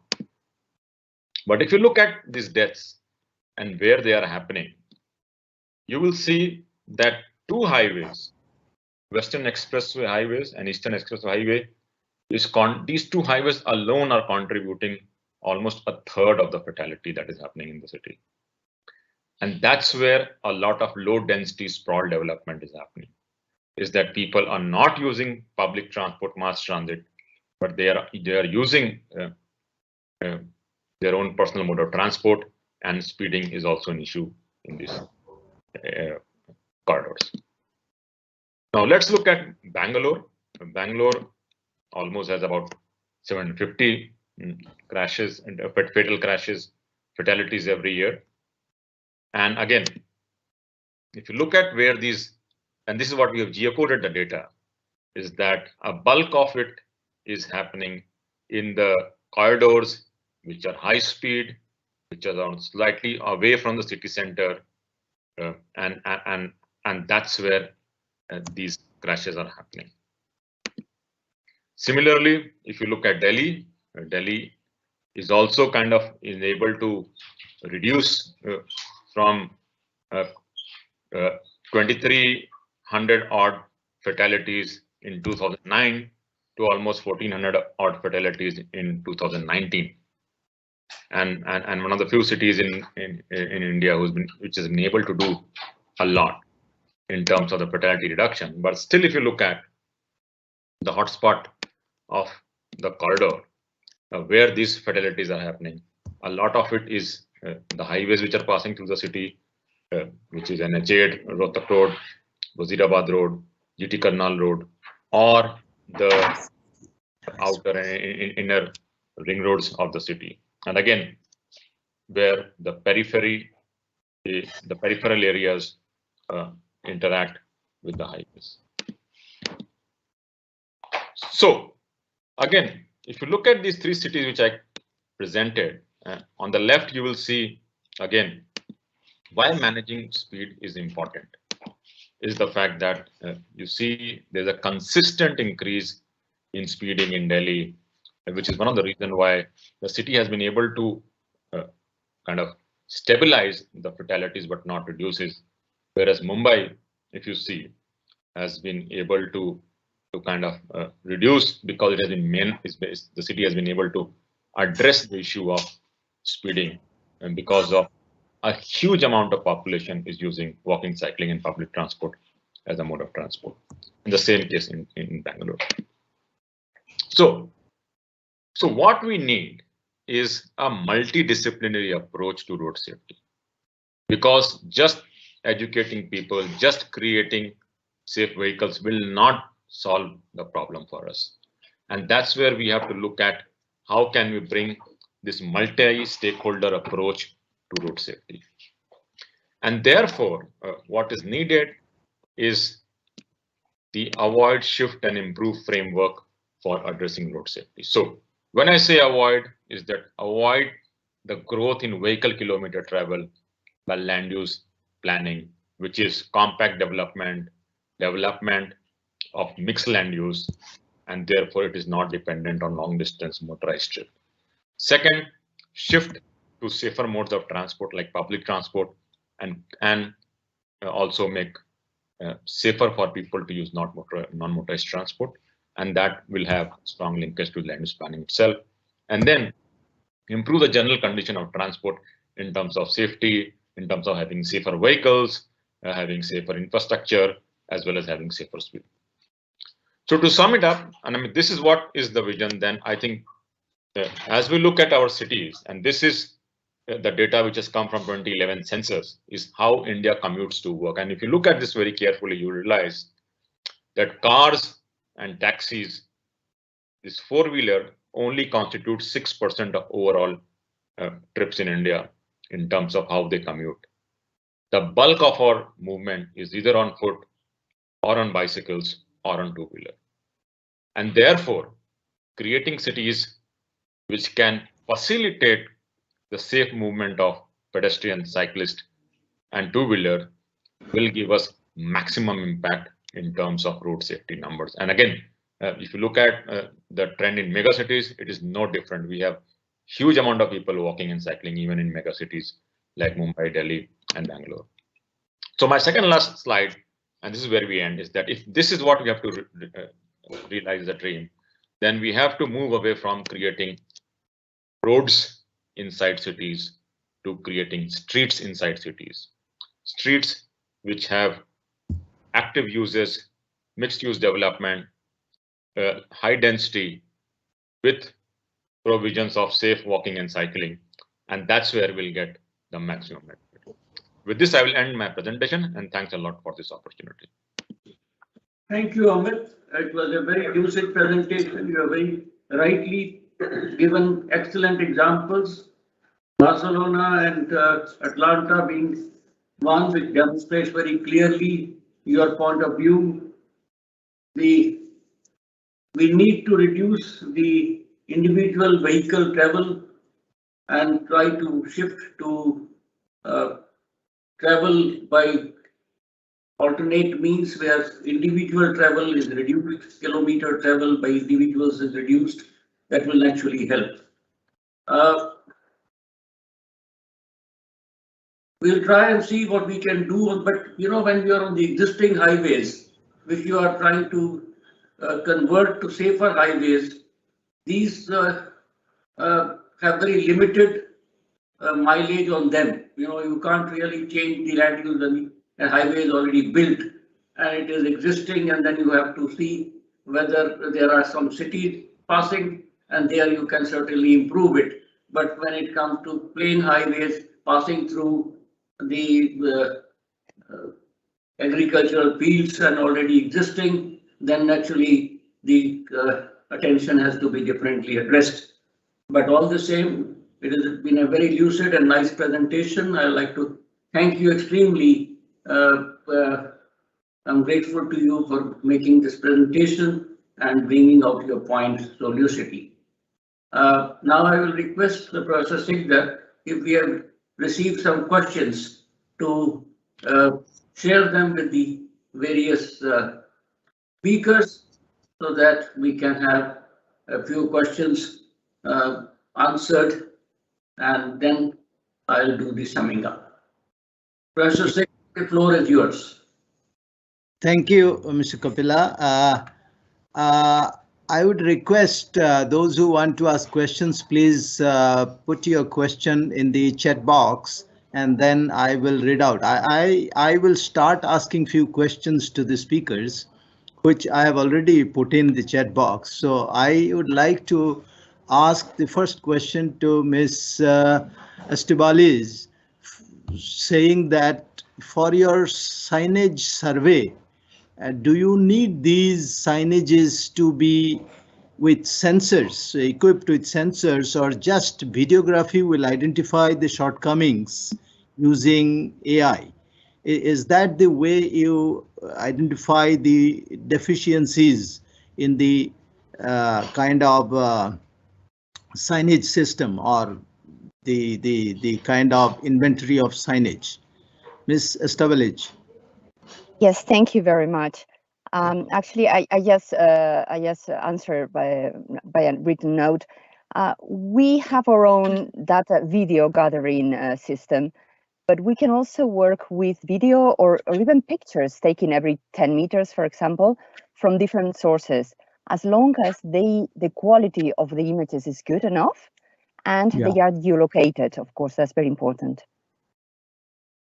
Yeah, how at what speed you take the videography so that everything becomes readable and, of course, identifiable, the problem identifiable? At what speed you take up that?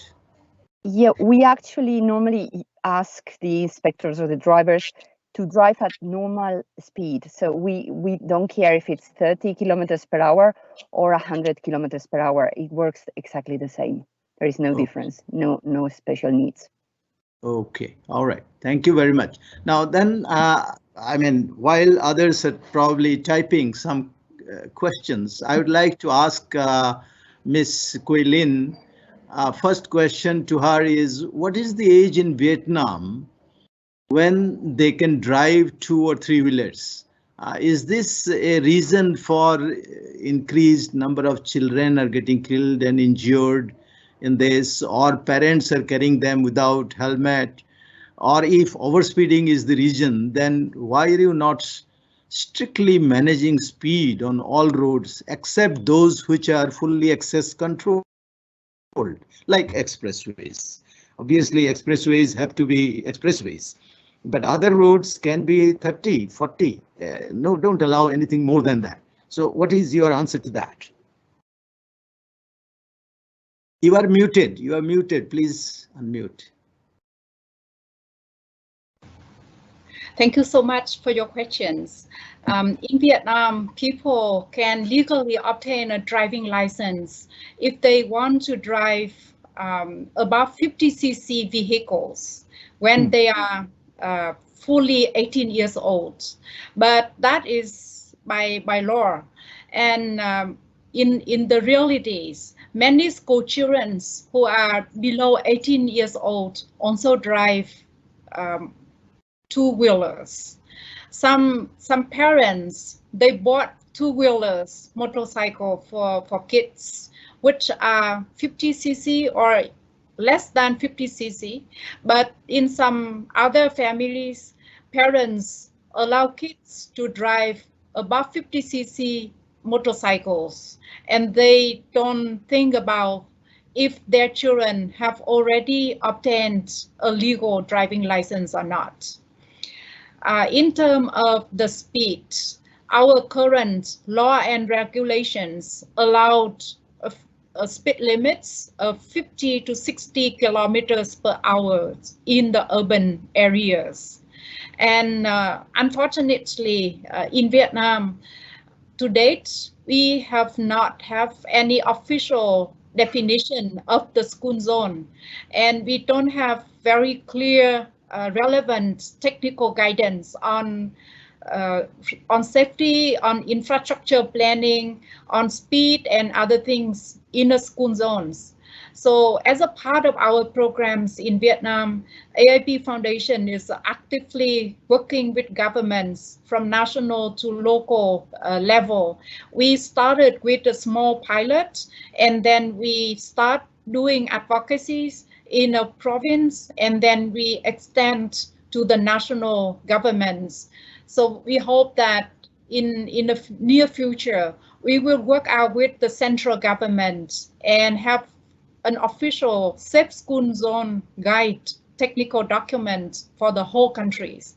And by then, we will have very specific technical guidance on the speed, on the areas, on the borders of the school zone, and also education and on the interventions in that areas. Thank you. Thank you very much for that. And I had another questions to you. That is, yes. What kind of road safety projects are being done in India by AIP Foundation? Can IRF India chapter join your projects in India first and then maybe in other countries as well in Southeast Asia? Because IRF India chapter is also doing a lot of road safety projects in India. So what's your opinion on that? Sure. It is our pleasure to cooperate with India chapter on all kind of road safety interventions programs. In Mumbai, in India, we are having helmet safety programs, and the name of that program is Safety Delivered. So we are working with some schools in Mumbai, which located along the high-risk roads, and where the kids going on 2 or 3 wheeler vehicles every day to the school, and very few of them wear helmets.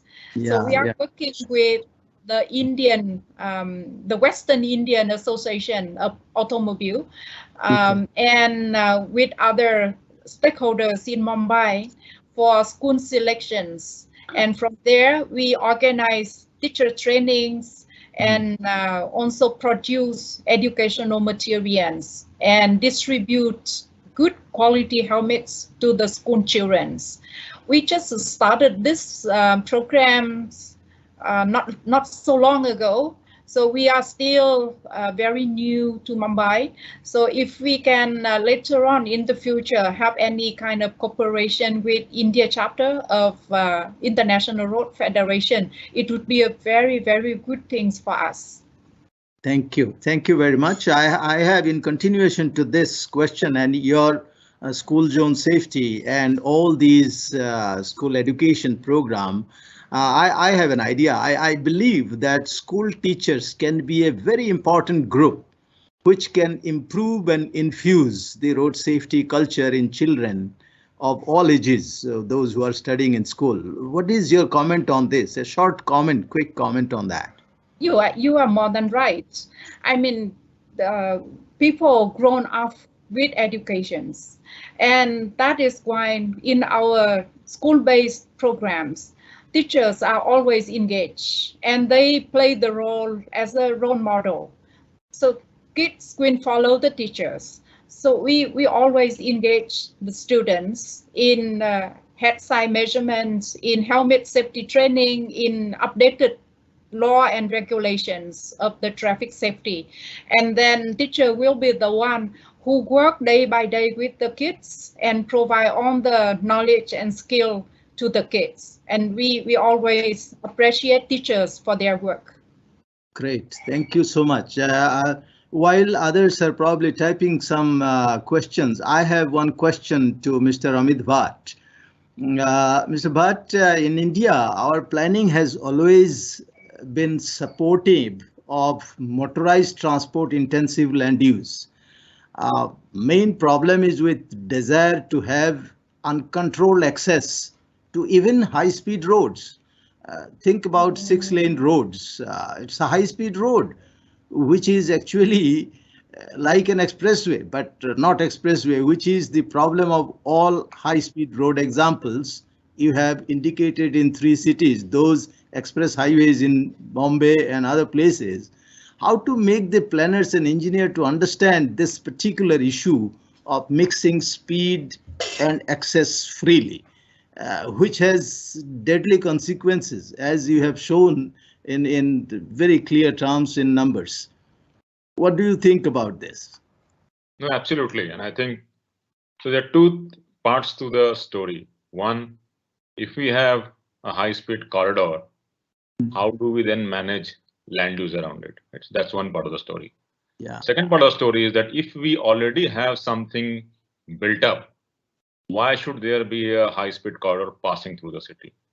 I think there are two parts to this conversation, and this is where we have to be pretty careful. So we have to remember that last year, as part of the Stockholm Declaration, where Mr. Gadkari signed the declaration on behalf of the country, one important thing that came out, which I think was a point number 12 or 13, is that the declaration says that for any road passing through area of habitation where we have activities, that piece of road should not be designed on or enforced for a speed limit which is greater than 30 kilometers per hour. Now, look at cities. Cities are building expressways and high-speed corridor cutting across the city. And therefore, it is no wonder that we are seeing fatal crashes happening in this. So I think one is that we'll have to definitely look at land use and zoning regulations so that we can control the development around corridors which are high speed, intercity and interstate. Second, we also have to make sure that high-speed corridors don't pass or are not planned in a manner as high speed if they pass through urban habitation. If at all they pass through urban habitation, they have to be designed like urban roads, which is at slower speed, accommodating all modes of traffic, not only cars. Yeah, that's right. Now, one question, anonymous question, it says vehicle speed is the major factor for accident. Then why not speed control can be applied on vehicle itself? Well, the same vehicle has to go to low speed zone as well as high speed expressways. So how can we control the speed in the vehicle itself? Drivers should not drive more than safe speed. That's the truth of the matter. I mean, they have to be enforced that they don't drive. I mean, it should be road safety devices like traffic calming measures in such a way that they cannot drive more than the legitimate speed of a particular area. Any possibility of modifying vehicle speed by manufacturer itself or maybe in other form? That's what was the suggestion made by the questioner. I mean, partly I mentioned about the answer that how can the speed, of course, the public transport, when it is the urban public transport, there is governors they put in so that it cannot go more than 40 kilometers or 50 or whatever is the permitted speed of the public transport buses or so. But question is controlling it in the vehicle itself is possible only very partially in the fleet. What do you think, Mr. Bhatt? Absolutely, Professor Sehgal rightly said that the vehicles will be used for different reasons for mobility. But the other important thing we have to remember is that we can also influence the speed by creating slower infrastructure. Yes. Now, let me give an example. Why do we have doors in our homes and locks and latches in our home? We can always put a signboard saying that robbery is not permitted or theft is not permitted. The reason we do it is that we design our infrastructure to be safe. We design our home within offices to be safe, and that is why we do it. So why can't we design our infrastructure to be safe? I think, as I said, the Stockholm Declaration clearly says that any road which passes through activities areas where people are residing, working, where there are other modes of traffic should not be designed and enforced for speed greater than 30 kilometers per hour. We are missing this big time. It's high time we should start designing safer speeds in our cities. Yes, in many Western countries, they have kind of adopted Love 30 program. I mean, they want to make the urban speed as 30 kilometers per hour. And that's because that's the speed at which the resilience of human body is such that it can still survive even after an impact. That's why this Love 30 program has come. Anyway, another question is it possible to develop standard road safety index which shows the road safety situation in a country and can compare the situation with other countries based on road safety road safety under, I mean, with a value, I think. If yes, tell me how you are going to develop the index. Well, it is already there in terms of fatality, in terms of 100,000 population or fatality per 10,000 road crashes. In terms of these parameters, as I know of, there can be comparison across the countries, and that's what is happening across the countries today. But in road basis, each road there is IRF assessment, star rating itself is there. There can be some more, but question is we have already established indices, and I don't know if there can be any of the speakers can suggest anything more than what we have comparing countries one to the other in terms of road safety performance. Any of the speakers, please? Yeah, Professor Sikdar, you rightly said fatalities per 100,000 population is a good measure to make comparison. We have to be slightly careful in terms of using data on vehicle kilometer travel, because that gives a slightly skewed picture. So yeah, that's right. I mean, somebody has asked again, Mr. Ashok has asked how frequently the road safety audit is conducted in Vietnam. Ms. Quilin, can you suggest? Of course, you have already answered there, saying that you don't have a kind of actual fact of the matter. You are not aware what actually is probably is the frequency of doing audit. That's what is the answer she has already given. Nirmal Chakravarti has said that safety training program should start from school and college students. Any possibility of adding in their curriculum? Yes, in some countries it's already there, and Ms. Quilin probably can suggest. IRF India Chapter has already developed the curriculum for CBSE, Central Board of Secondary Education classes from 6th to class 10th, the textbooks which are modified with the material built in as part of the normal subject itself. With the road safety elements, so that they become aware of road safety issues right through the studying class 6 to class 10 in various subjects, English, mathematics, science. On every matter there is road safety elements. I mean, it is not a separate subject. It is built into the normal subject itself, and that's how it has been done. And now IRF India Chapter is developing class 1 to class 5 material, which will go into the textbook. Some of these are being already followed in schools in Rajasthan and one or two other states. Any input from Ms. Quilin for Vietnam? Anything happening like that? Yes, for Vietnam, we have traffic safety and road safety issued by the Ministry of Education and Training at the national in all the primary schools. This is integrated into the official curriculum. But the problem is how the teachers can effectively deliver the message to the kids, how to make them actually excited and happy with the road safety knowledge and messages, and how to make sure that they are safe with all this kind of knowledge and skill after they left their school. Because if the teachers are not well aware of the importance of this knowledge, they just organize lessons, deliver the lessons, and that is.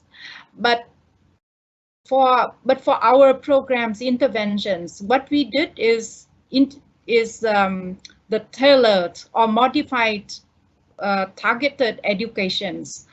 So we have various trainings for teachers that is focused on on teaching skills, and then we have other kind of educations and trainings for students, which is often combined with games to make them be happy, excited, and then they can remember for long.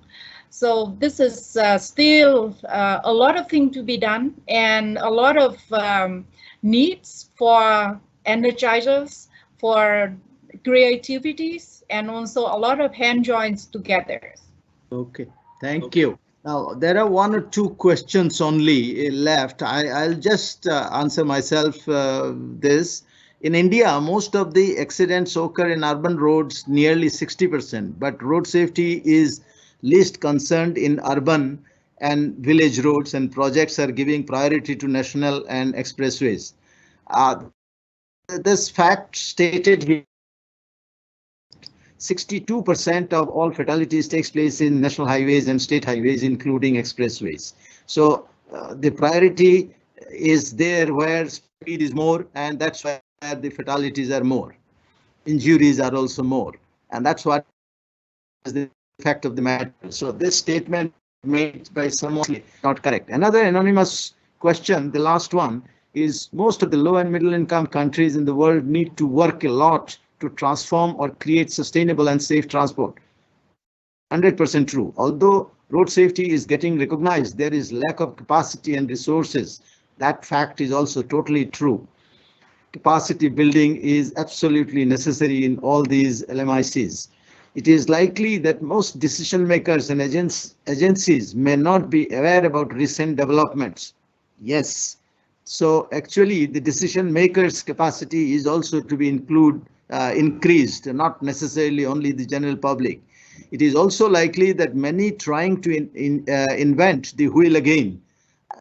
To some extent true. Are there existing resources, guidelines, and best practice examples to be used readily and facilitate road safety activities in LMICs?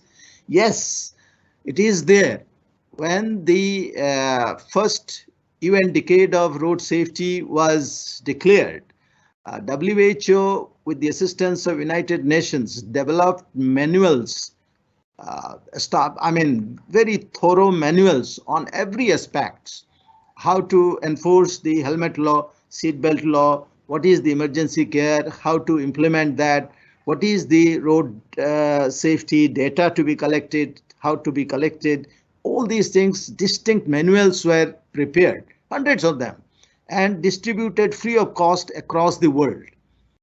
So these are plenty available all around. Only thing is that these are to be absorbed by the authorities and implement truthfully, and then only the result will come. And as Mr. Kapila has said right from the beginning, 5 E's, all the actions are to be done together to synergize and get the total kind of impact. Total impact on road safety can be achieved only when we work on all 5 E's. And that's how it is. Over to Mr. Kapila to conclude the webinar, please. Thank you, Professor Sigdar, for making this Q&A very interesting. A lot has been said and heard in these deliberations, and I would like to say that we work on 5 E's all along the corridors. I'm sure that will make a difference. But some additional factors which have come to light also need to be practiced and added in the 5E program. For instance, whenever a highway passes through the urban area, the speed limit must be kept at 30, which has been a recommendation, and I think we need to carry it out faithfully and not allow any deviation in that. I know it is irritating for a driver who has an excellent car which runs at much higher speed to drive at 30, which is at times in the city may be very difficult. It may be counterproductive from his point of view, but to save lives, it is important that we follow it. The second aspect is that all the 5 E's must work together, and in that there is just no compromise.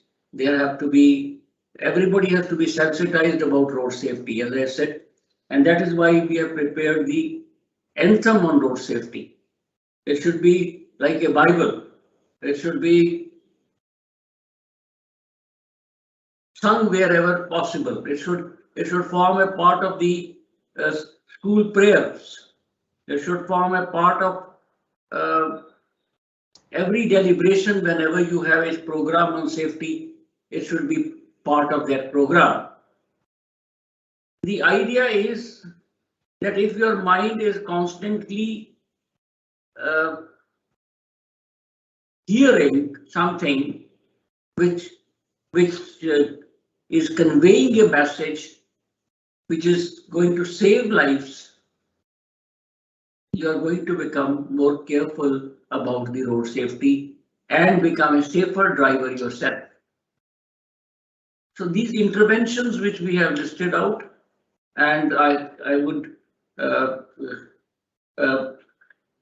advocate that you can download the details of this program from our website and use it in your respective countries. You will find excellent results coming in, and the cause of road safety would be much better served if we start working on all of them, all the 5 E's together on various roads.